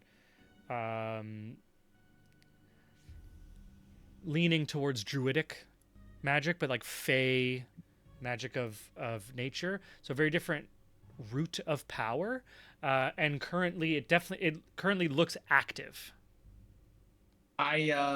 I stick my hand out, my eyes go white, and I say, you guys are paying for the incense. And Little Boobo swoops off and flies through the portal. Amazing. I am going to Thad. Little Boobo flies through the portal and sees. Can you see? Yeah. That's what Little Boobo sees.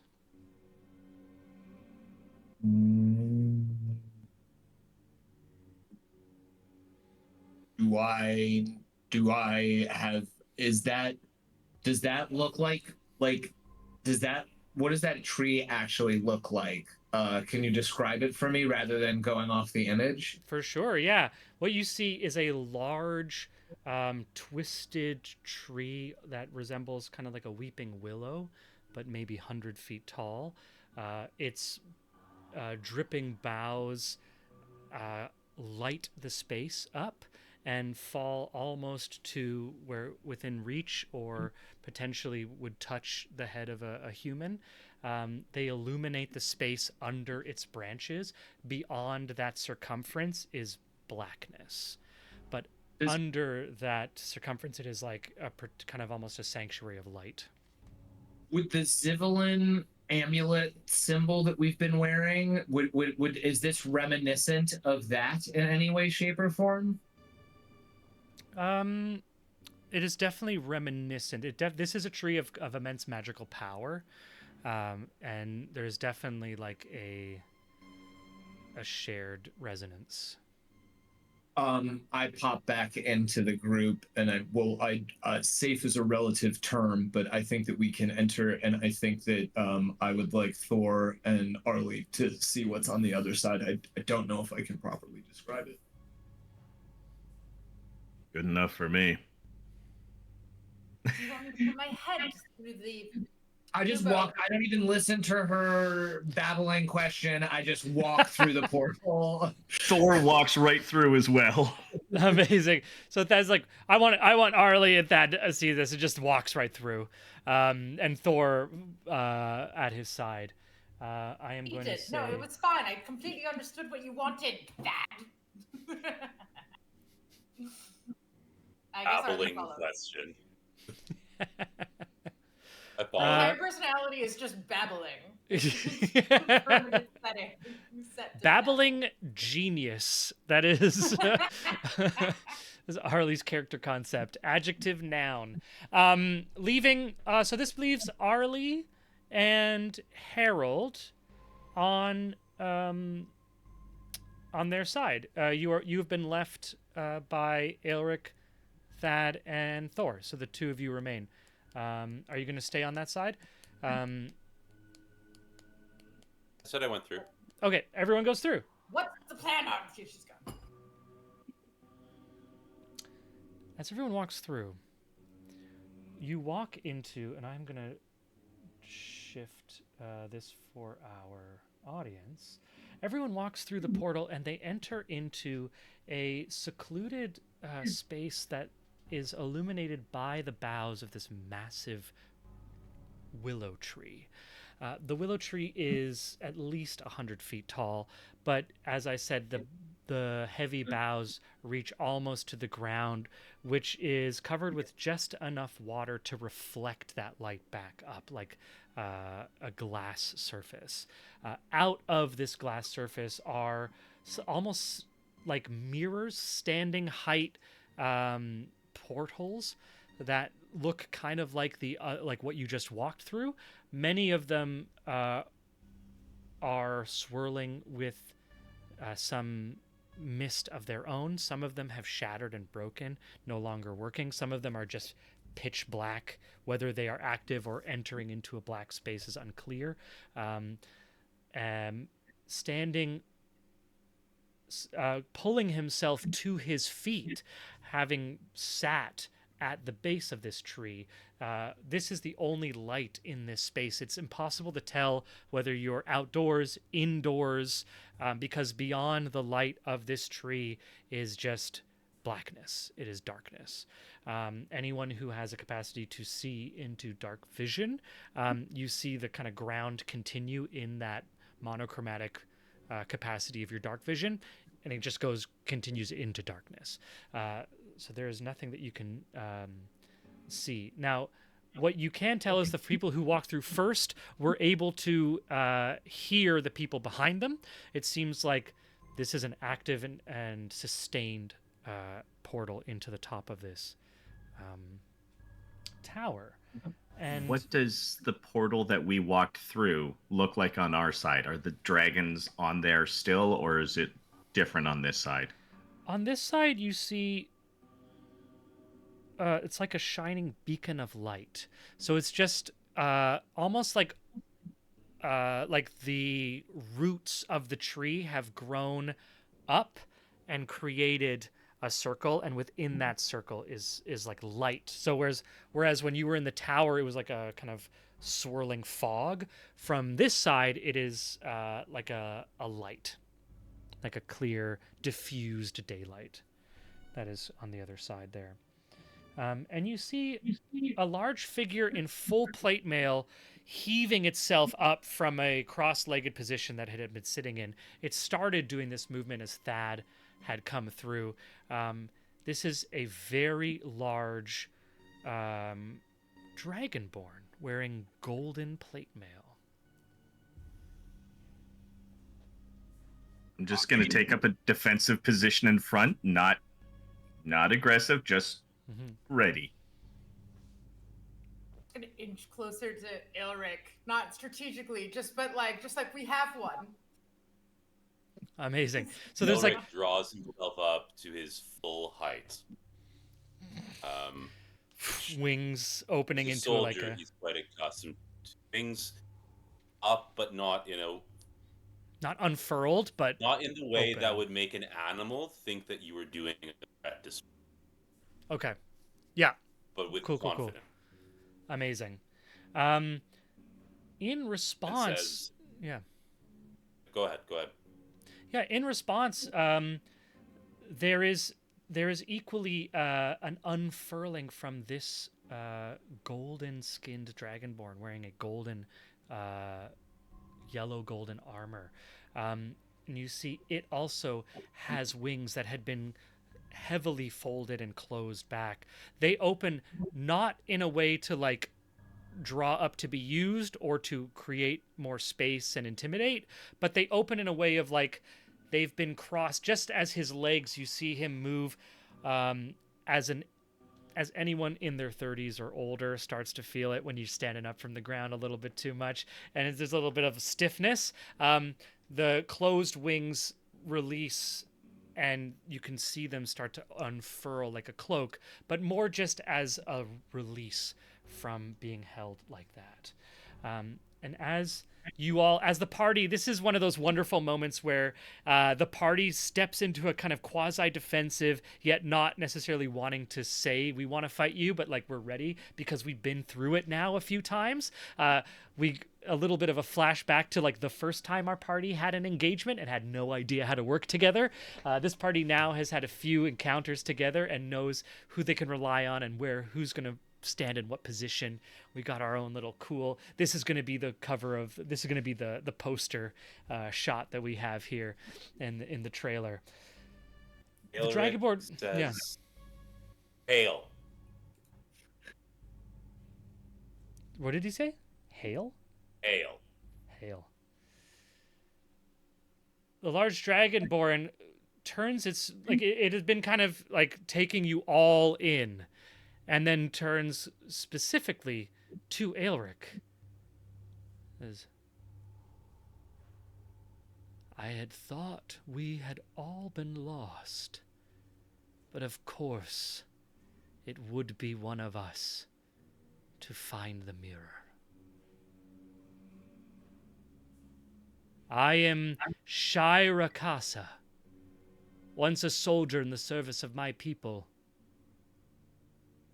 now merely a faded reflection lingering in this forgotten realm. Hail all, and well met. And it makes a very formal bow. The wings come forward, fold down, and a display of respect and lack of aggression. I bow back. I'll disengage the lightning, or as much as I can, the lightning on Mjolnir, and I'll bow, like nod and bow as well. An awkward. Oh, it looks like this is what we do. I'm not quite sure how deep I'm supposed to bow, or do I just nod? So it's just a very awkward, like tilting and coming up again.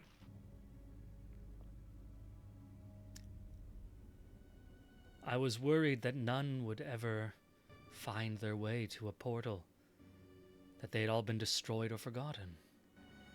But it seems like my prayers have been answered. Again. Not sure how many gods are listening to your prayers right now, mate. Sorry. What is this place? Here is a realm of shadows. This is where I've been for what feels like an eternity, but must be no more than 3, possibly 400 years. What are you doing here? I came to heal a rift torn open by desperation of elven magic. As the cataclysm began with the creation of what I can only assume to be you. He looks to you, Thor.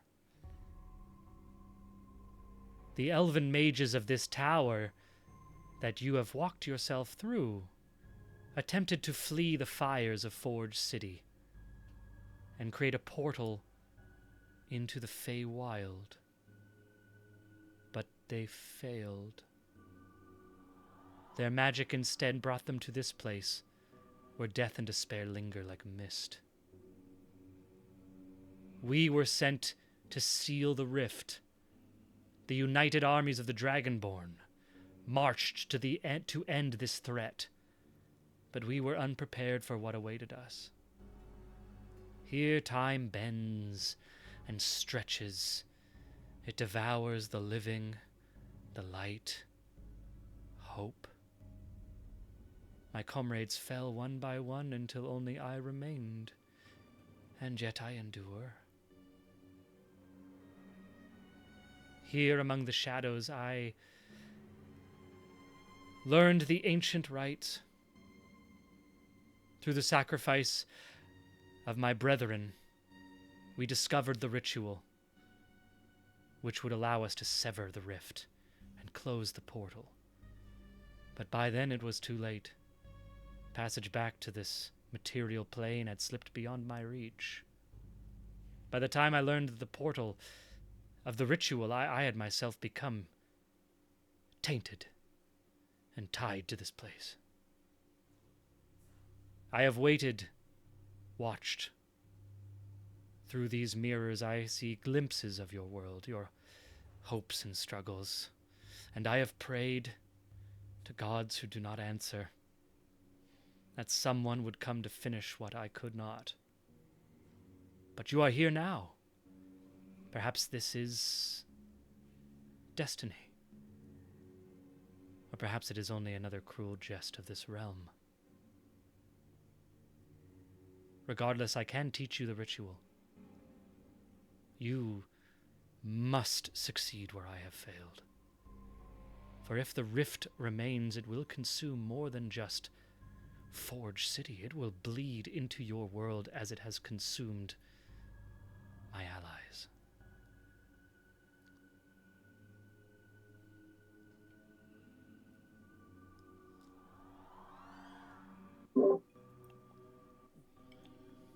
This is beyond me. I don't know what they're talking, so this is up to you. Harold is just, he's got a piece of hardtack out, and he's just breaking off tiny pieces who's depressed and lying in his bag.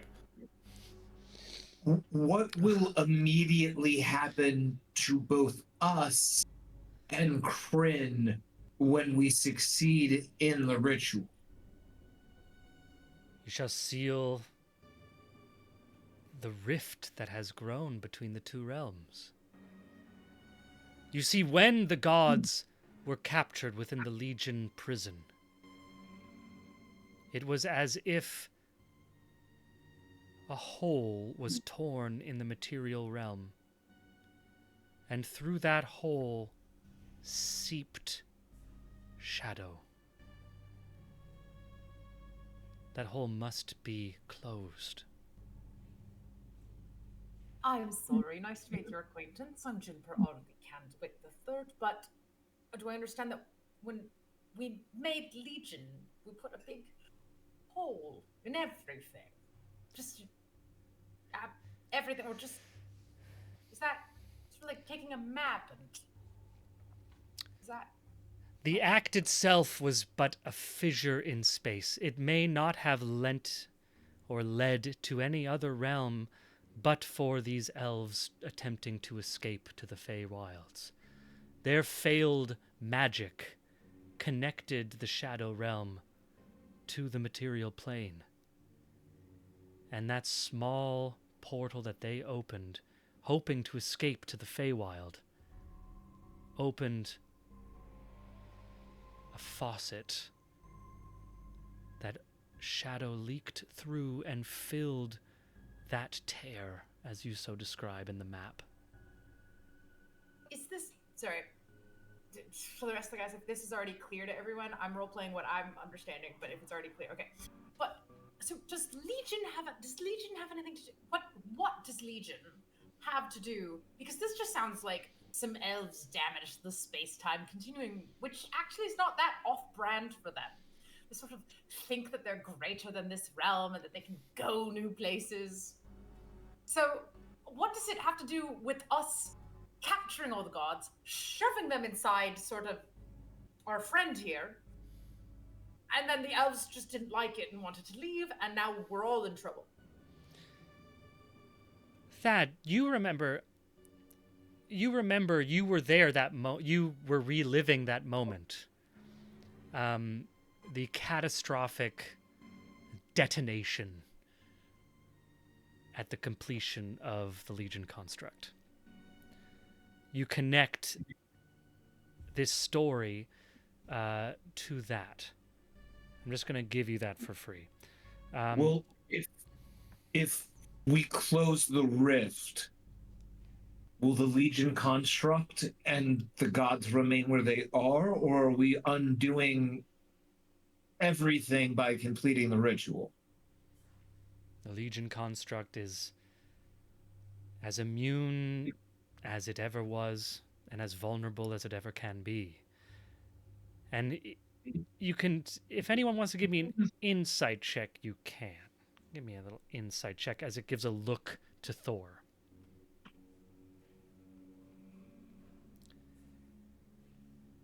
Nat 20 on Arlie, dirty 20 with Harold. For all the battles we went through, this party knows what's going on with socialization. you see this Shirakasa, this ancient dragonborn soldier, looks to Legion in a way that, like, he's evaluating Legion and kind of from the perspective of someone who's seen it before. This is not the first time that he has seen this construct. So this is the reevaluation of someone who has seen it before, as opposed to a first evaluation. Arlie, because it's a nat 20, I'm gonna say that you can see in a little flare of the Dragonborn. You've been spending a lot of time around Aelric. Dragonborn are very hard to read because their faces are not mammalian. They don't move like our faces. But you've been around Aelric now for a few years, and you've started to pick up on the micro, like, behavioral tics of what a Dragonborn face does when they're thinking certain things. You can see with that nat 20. That Shirakasa sees something about Thor and is disconcerted, is concerned. But that concern does not outweigh his purpose, if that makes sense. His What mission. if Takisa Sorry, what was that? Takisis Yes. removed I was from the wondering. Legion? Is that what it is? Yes, that would explain many things. There has been much change recently. I was not sure what it might be. Seeing the Legion construct made me think. But if Kakisis has been taken from it, yes, that explains a great deal. He turns and points to one of the portals that is still active and shines with the same quality of light as the one that you just walked out of. I'm going to say no one has to worry about identifying the one they just walked out of. This is not a trap. He says, through this portal lies the facility wherein the Legion construct was created.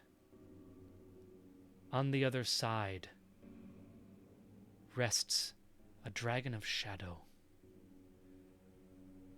It has claimed that space as its lair. I did not recognize it. I was not sure from where it came from, but if Takisis has been taken from the Legion construct, perhaps she has pulled some of this shadow's force around herself and created a form to mimic her own in shadow itself. That would mean multiple things. One, that Takisis is out of her Eternity Crystal. Oops. And two, I forgot. I got distracted by... No. No. No. You see, even an Eternity Crystal, while it can contain the soul of a mortal, a god is far too powerful. You see it here in your incomplete Legion construct. The gods are far too powerful to be contained. They can still draw and affect reality around them. Takisis, free of the Legion construct, would still have power. And being within this realm of shadow, I believe she has forged a body of shadow around her crystal. She is still contained. Were she free, it would be much worse than any of us could possibly imagine, being the only free god in existence. That's but pretty contained. reassuring. Only free god. Anyway, I'm gonna turn to Elric and be like, Elric, isn't the shadow dragon the one that you had a conversation with? That one time where I really doubted your allegiance. Do you remember? Yeah. Aelric remembers, and he also mentions, which he hasn't said before, but Grucht, translated from Draconic, means shadow.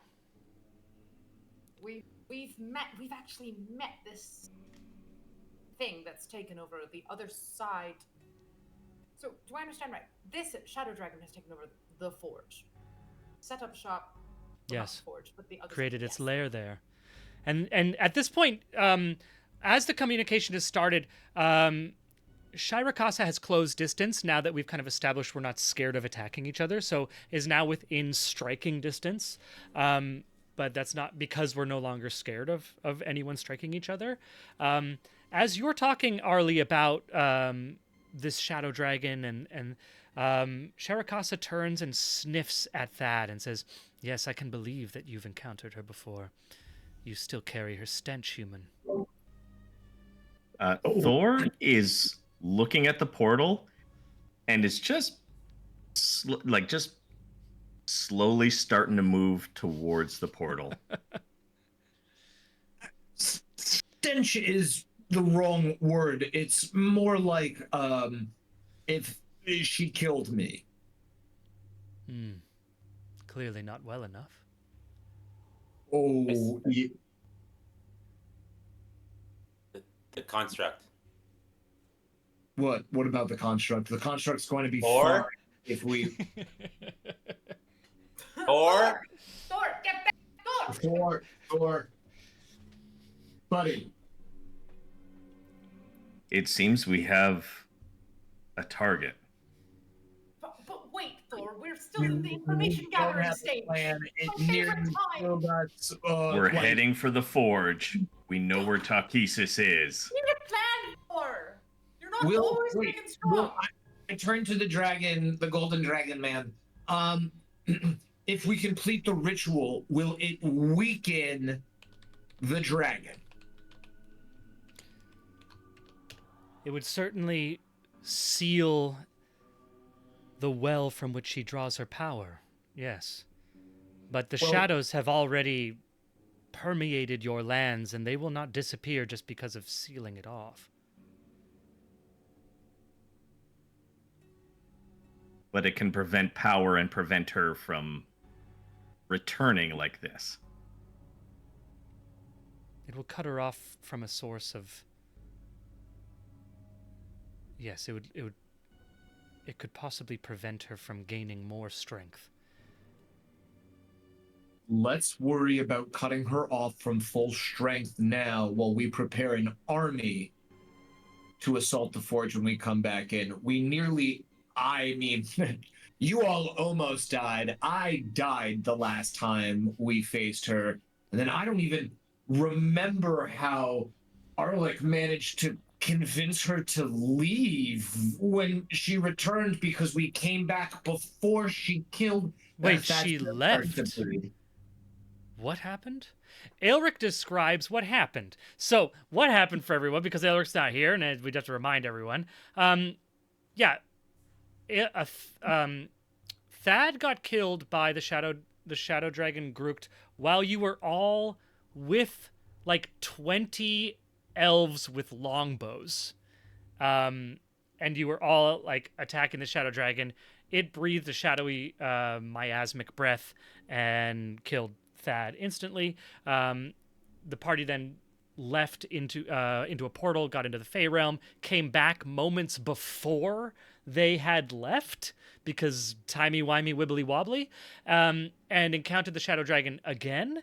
And at this time, the second time, Aelric walked away from the party and asked to confront Groot one-on-one. Groot then transformed itself into the form of a blue dragonborn to kind of mimic and mirror Aelric, and confronted him. They had a private conversation that no one heard, but it was only a couple of words, only basically to mock him, and then it disappeared into the darkness.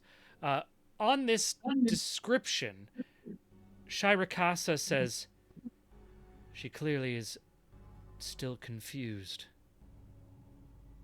But as a blue dragonborn, your people originally did serve her. She may have thought you allies still."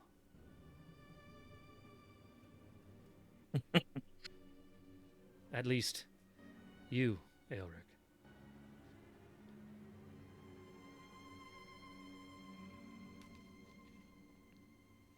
So when are we doing this ritual? Here's the thing. The ritual can only be done in the tower. The Wachenrath Tower, as the elves called it. But once the ritual is done, you will seal yourself off from the Shadowfell. You will no longer be able to come back to this place. This is not a problem for me. But you will not be able to access the forge directly through that portal.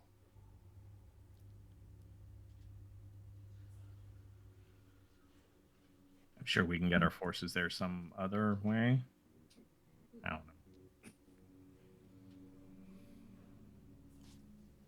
All I know is this makes her weak. Weak is good. We can use sending to tell them to go back through the beachhead that we made, and that we will figure out a way to open up another portal that they can ride through.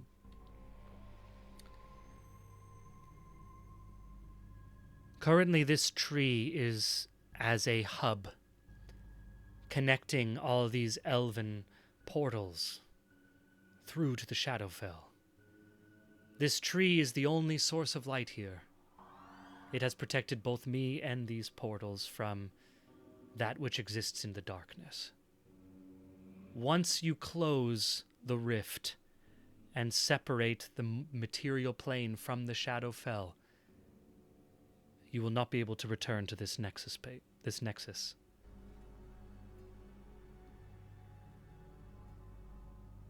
Can we see on a big map where we're going to be dropped? On the On overmap? a big map? Like- yeah, I can throw you to the overmap. In the overmap, you are currently in the dark place. Yeah? Right. Yeah. What you can understand is that basically the darkness has been like spilling out from this portal for hundreds of years, so it has grown to that circumference. You are somewhere close to the teleportation node in that hex. The central hex over there in the dark place is where the arcane forge is. But you do not have, at the moment, you don't have specific, like a specific map necessarily in terms of how to get from like the tower you are in the material world directly to the arcane forge. But it seems like one of the portals in this tree area that you are in will take you directly into the forge, into the dragon's lair, quite literally. Also, just to clarify, it seems that Takesis, as a crystal free from Legion, has pulled the shadow energy around it and created a shadow form dragon. So Takesis is like the crystal, the eternity crystal that contains Takesis still is like the heart of the dragon you met as Grucht. Grucht is really her pulling on available power around her to create a form for herself in this realm. Or in the material realm. But if we go to the ritual spot, we're not going to the forge. The ritual spot would allow you to close down the connection, shut off the Shadowfell from the material realm, but then you'd have to find your own way to the forge. And where would they be sending us? Where should we tell people to, like, if we're going to be somewhere by the coast, I want to just know kind of where the location of the ritual spot is. Does that make sense? You could give directions to your soldiers to get from the teleportation site that you arrived at, the Tranquility Park. You could direct them from there to the tower that you're in right now. Right.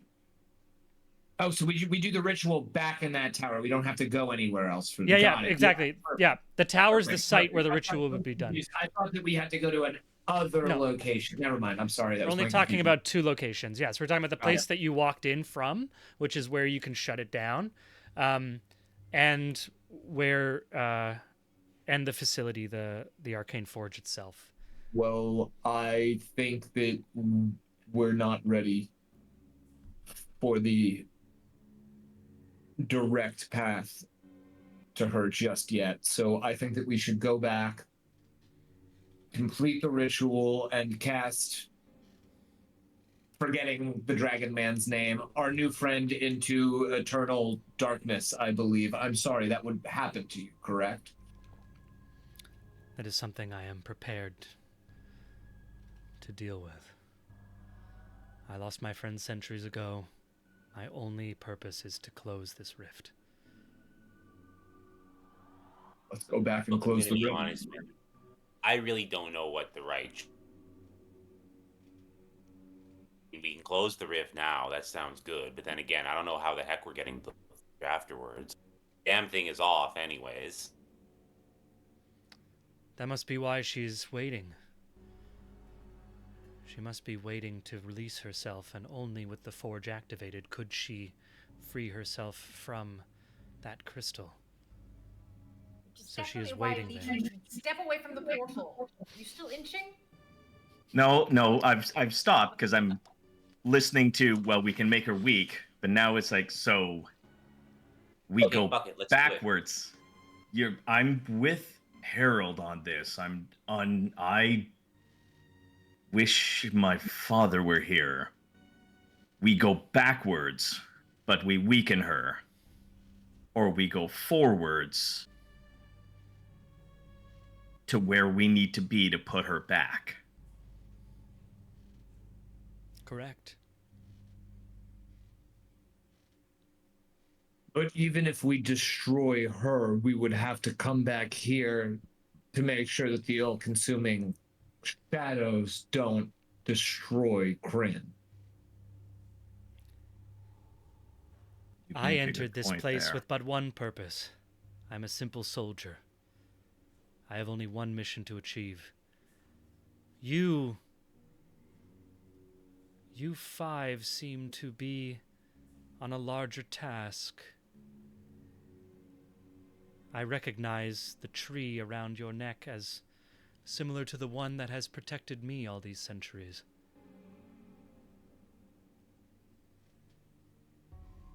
Sorry, you recognize this? Or was Yes. it a different tree? Thor Shirakaza- kind of points up and goes, "Do you not?" Yeah, Arlie, you kind of look down and look up, and you're kind of standing underneath a kind of a version of this. I thought it was just sort of a metaphor for the tower's height. It's a tree. It's a tree-sized tower. Really over my head completely. Anyway, now I get it. That's fantastic. It's 80 So- feet high. Of course it's over your head.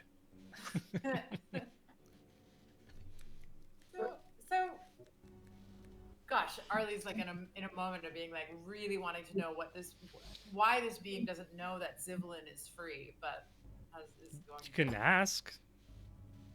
Can I do I really don't know if that's smart. That's a smart thing to give away. Let me just say, Thor just kind of looks at Shirakasa- us like, Shirakasa did just say that he recognizes your holy symbol as the thing that has been protecting him in the Shadowfell. Oh. So wait, what? It's fantastic that Zivlin has been able to affect your life so profoundly while being in a world with no gods. What do you know of the Legion Construct program?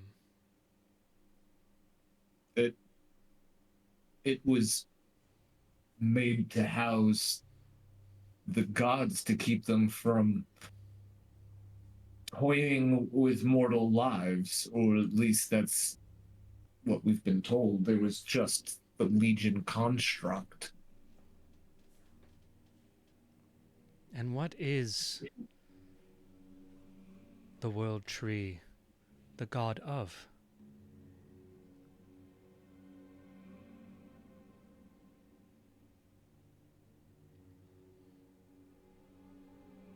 You mean knowledge?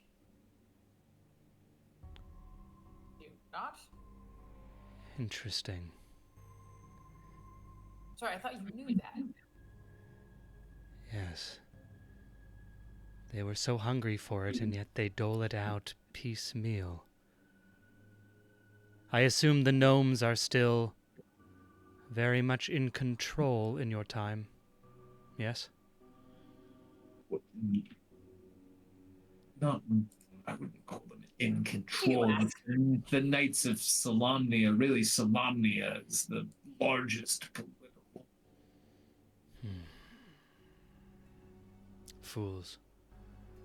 Thor's kind of turning around at this point. He's like, because Yggdrasil is.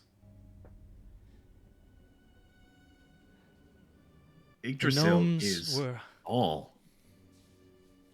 Yes. Every god that was contained changed reality itself. I remember when the moon was fractured into 3. In my time, it was but 1. What? No, that goes against literally everything that everybody knows. That's not true. A giant, one of your pantheon is standing before you in reality, and you can't believe that the moon used to be 3? 1. Used to be 1. Or used to be 1? Well, no. I mean, do you remember when the moons used to be 1? I remember when the moon was chased by a wolf. I thought that was a metaphor. God, I love learning when things are literal. No. 2 wolves chasing the sun and the moon. And their sire waiting to kill my father when he did kill my father. Ragnarok's kind of a cycle. Things that happen, they happen again sometimes. If I'm to understand, you say the gnomes have been lost, but Solamnia remains. The clerics, No, to be clear. They're not involved. They just sort of run a commercial technological. They do kind of an air travel. You must know this, because it may affect your choice. The gnomes were greedy. The mortal races, led by their ingenuity, unified their knowledge of arcane and banal arts to create the Eternity Crystals and the Legion construct. But they were unwilling to part with all the gods. They were unwilling to let go of knowledge itself. That they kept for themselves. They never captured the World Tree. They harnessed it for power.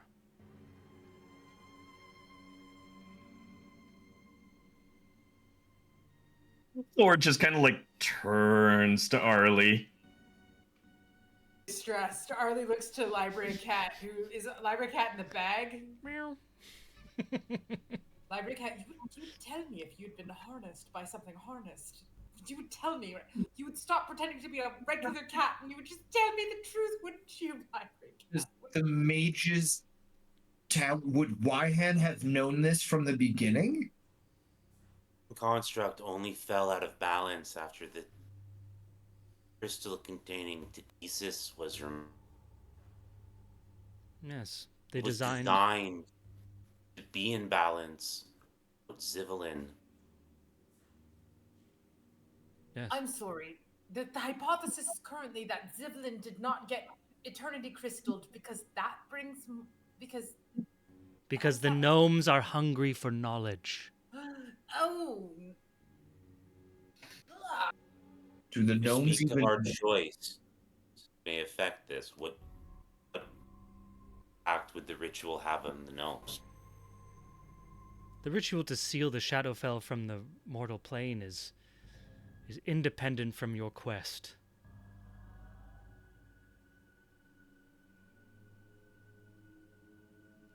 I believe you attempt to bring Takesis back into the Legion construct, unless you have some secondary objective, potentially to go against the sacrifices of your ancestors. So hypothetically, what would happen if you freed all the gods again? Like all of them. I'm sure some of them don't remember the time that has passed. Others gosh, I might thought you be... Something that many of the gods have been known for is their vengeance. Wrathful. Right. But then again, there were others that willingly went in. As before, so would be again. Endless conflict and bickering, much similar to our mortals. We Dragonborn were created with one purpose, to serve, and that we did with honor.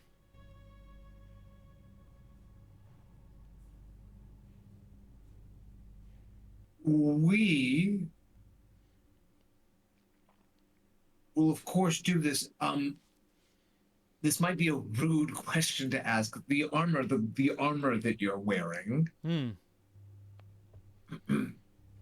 does it have any potent magical enchantments on it by any chance? I look sort of over to Arlek, and then I look back over at him. At this The point, Thor I'm construct looks a little disapproving. Oh, God. I do not believe this contains anything beyond an infection of this realm. No, don't want that. I think that we should go and weaken it. I don't think that we should go directly into the shadow, but if you all wish to confront the end now, I will gladly die by your side again. As loath as I am to walk from battle, I must agree. I think we need to weaken her, and this new information about Yggdrasil, Zivelin, needs to be contemplated, which can be done so on the road. We really need to know if Zivelin is acting under complete autonomy and agency, because if he isn't, then I am just a cleric for now. Just a... Knowledge has no objective. It is those who wield it that give it its purpose. So, is Zivelin being wielded? Is my question. And what could do that? I don't know. I don't want to give the gnomes that kind of credit, but if it was their choice to leave him out, I am curious about that. I think this is a conversation that needs to happen after we seal off Takesis. This darkness spreads. She grows stronger. And the more time we waste here, the more time she has to plan, and the less time we have to get her. Yep, I'm aligned. If you are able to seal this rift, then my mission will have been not in vain, and neither will the lives and the loss of my companions. Thor Odinson, Yeah, you are a warrior, and once the portal is sealed, I cannot offer you freedom, but I can offer you a good fight. I'm listening. If you stay in whatever free energy that has brought you to the fore of this construct, and allow me to wield you, Perhaps we can have our own heroic end here in the darkness.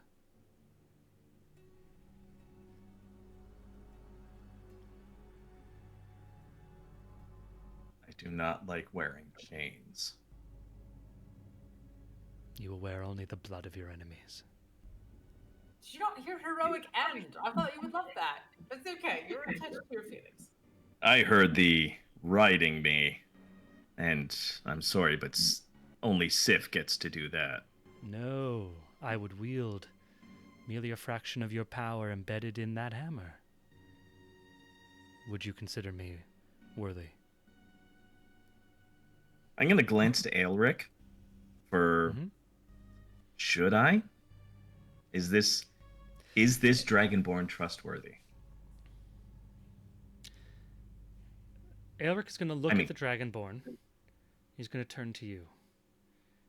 He says, I have known few of my own kind, but one thing I can tell you is that I have known none of my people to mince words or use subterfuge. I have seen many gods come and go to the fore of this Legion construct, which means it is only likely to consider that you as well will be lost to us. If he is offering you an end that you desire, I can only think it is an honorable offer. Turn back to the... I'm sorry, I'm sorry, I totally forgot your name. I'm bollocks with names. They go right over my head. Turn back to Shirakasa. By end, do you mean my Valhalla? Or by end, do you mean I go back to my crystal Valhalla? I'm afraid I cannot free you from the crystal. But whatever disruption has caused you to come to the fore, that spark can join me in battle. And I would be honored to have you at my end. Perhaps we can shine some lightning into this darkness. I think that would be a good end indeed. I agree. I am honored. Shirakasa will teach whoever wants to learn the ritual. Who would like to learn? Arlie. Amazing. Arlie volunteers.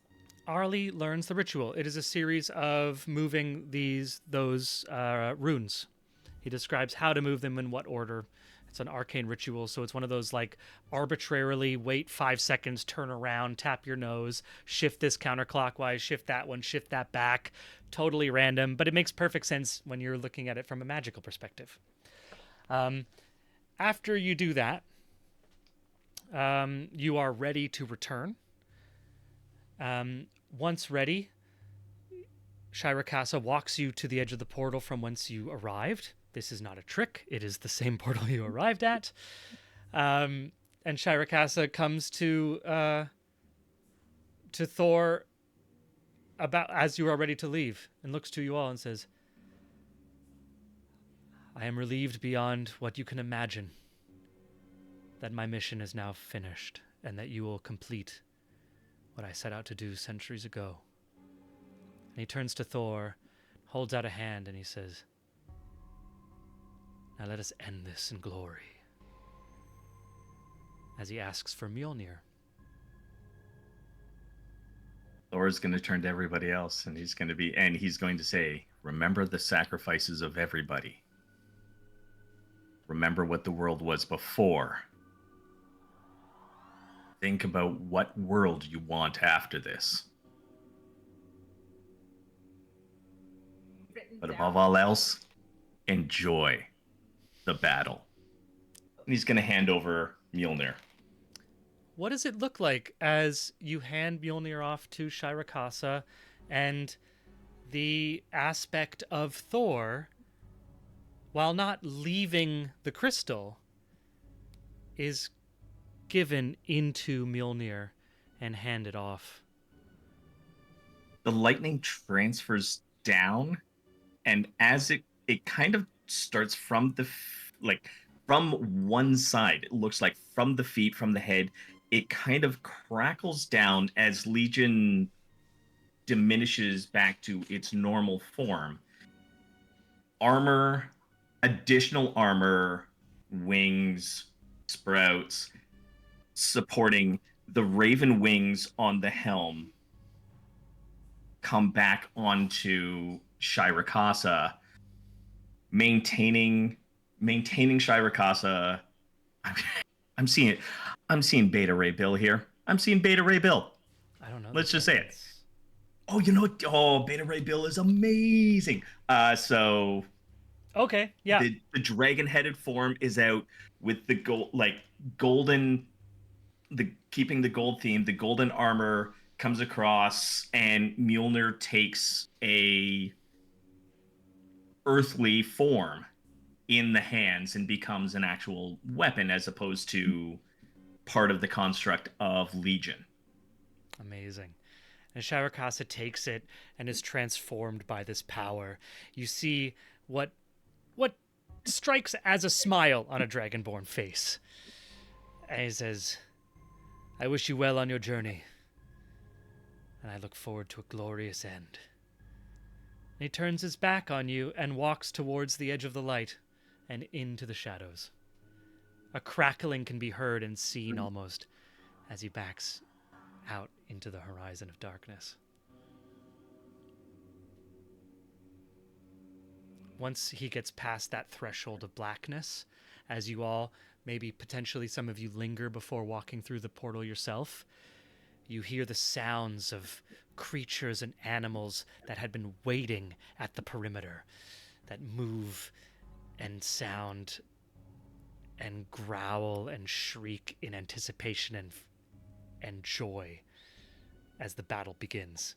And you hear the crash of thunder and the shout of a dragonborn laughing in battle. And it is from that you all step back through the portal and into the top of Wackenreth Tower, as he so named it. Arlie, there is a ritual that you now know how to do. If you would like to do that ritual, I would ask you for a Constitution saving throw. Sure. We're ready for me to do this, right? Gang? Are we, is this... There was a battle. Did he just walk away into a battle and we left him there? Also, do we need to long rest? She stopped. Oh no! Oh, She we stopped! lost Arlie. Oh my god! Arlie's lagged. I cast detect magic to see why Arlie's just frozen in place and check for traps. Time magic. It's some. Oh, she's back. Okay. Yeah. That's so weird that I could hear you all fine. You're back. I guess it's what it's like being frozen and has like stone shape. You're like, yeah. So yeah, I'll give you the Constitution thing. I just am like, we've got like 4 minutes, so I'm gonna do it. But those are my questions. If we had more time. Yeah, it was like Thor sent himself into Mjolnir and went off into this battle because that's where he's going to die. He's going to be trapped in there. Was that a nat 20? But I throw you wanted. It wasn't. You wanted something else, but it wasn't nat 20. What did you want? I wanted a Constitution saving throw. You did it. Yeah. Oh. Nat 20. Yeah. Freaking amazing. Okay. So that's like my second 20. That's absolutely incredible. Yeah, that's back-to-back nat 20s. Arlie, as you start moving the runes as instructed, you feel the Shadowfell energies tugging at your life essence as it resists the shuddering of this portal. If you've ever tried to, like when water's coming out of a hose, it doesn't seem like it's very strong, but as the hole gets smaller and smaller, it gets stronger and stronger. And so as this portal starts to shut, the Shadowfell energies start tugging more aggressively and pulling at you, but your constitution and faith in Zivelin are insurmountable. And what tries to pull at your strength and tries to exhaust you, you are protected by faith and confidence and friendship. You are able to close the portal that connects the Shadowfell to the material plane. As soon as this is finished, the exploding walls of this tower that were like mid-explosion snap back into real time and expand and fall as if being blasted. And what was just darkness surrounding you is actually the purple of pre-dawn light.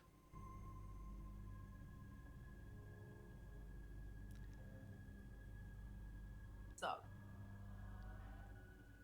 From not the- auspicious. Can I spot any of the zombies that were like from the cracks in the tower wall as you described? Like, have the undead toppled? Or they're still like things bumping So around you in the morning? you look out to the edge. Thad runs to the edge of this like now open top floor of this tower, and you see that stone bridge that you crossed with that the remnants of that burning Zoger. You see the light further beyond of the beachhead that your allies had created, but now glowing within pre-dawn light, not within a magical darkness. You see a few zombies continuing to now pile up on that bridge behind the Zoger. And then as you look out, there is a shape that rises out of that that abyss that the bridge spanned. Out of that darkness, you see leathery, scaly wings, and then a flash of fire as all the zombies along the bridge are immolated in a breath. The dragon turns and flies towards all of you, growing as it gets closer, a red dragon. And it lands on the edge of the open top of the tower, almost like a scaled cat. And popping out of the bag, little Squeak Noir says, "Ah, mon cher, it is so good to see you again." And with that, we are done for the week. Thank you so much. This is Legion. Thank you, Kevin. Thank you, Thor Odinson, for an epic end to a wonderful arc. Lending your strength and Mjolnir to a worthy soldier to die in battle. What a better way to end than in battle. And what a better way than with Thor in hand and Mjolnir, a worthy soldier for a worthy death. Thank you, Claire. Thank you, Sam. Thank you, Keen. This was a wonderful, wonderful episode. Next week, we are coming back with a final 4-episode arc before we break for the holidays. I have some exciting news because for this final little arc, we're coming back with an old friend. But I'm going to keep that a secret. So wait until next week. And remember, keep rolling those dice. Thank you, Eric Fournier, for an awesome ending quote. See y'all. Drop by on Wednesday because, Behind the Veil, Wednesday, Eric's rocking it out with his own storylines. And we will see you on Monday because this is Legion. That's all. Keep rolling them dice.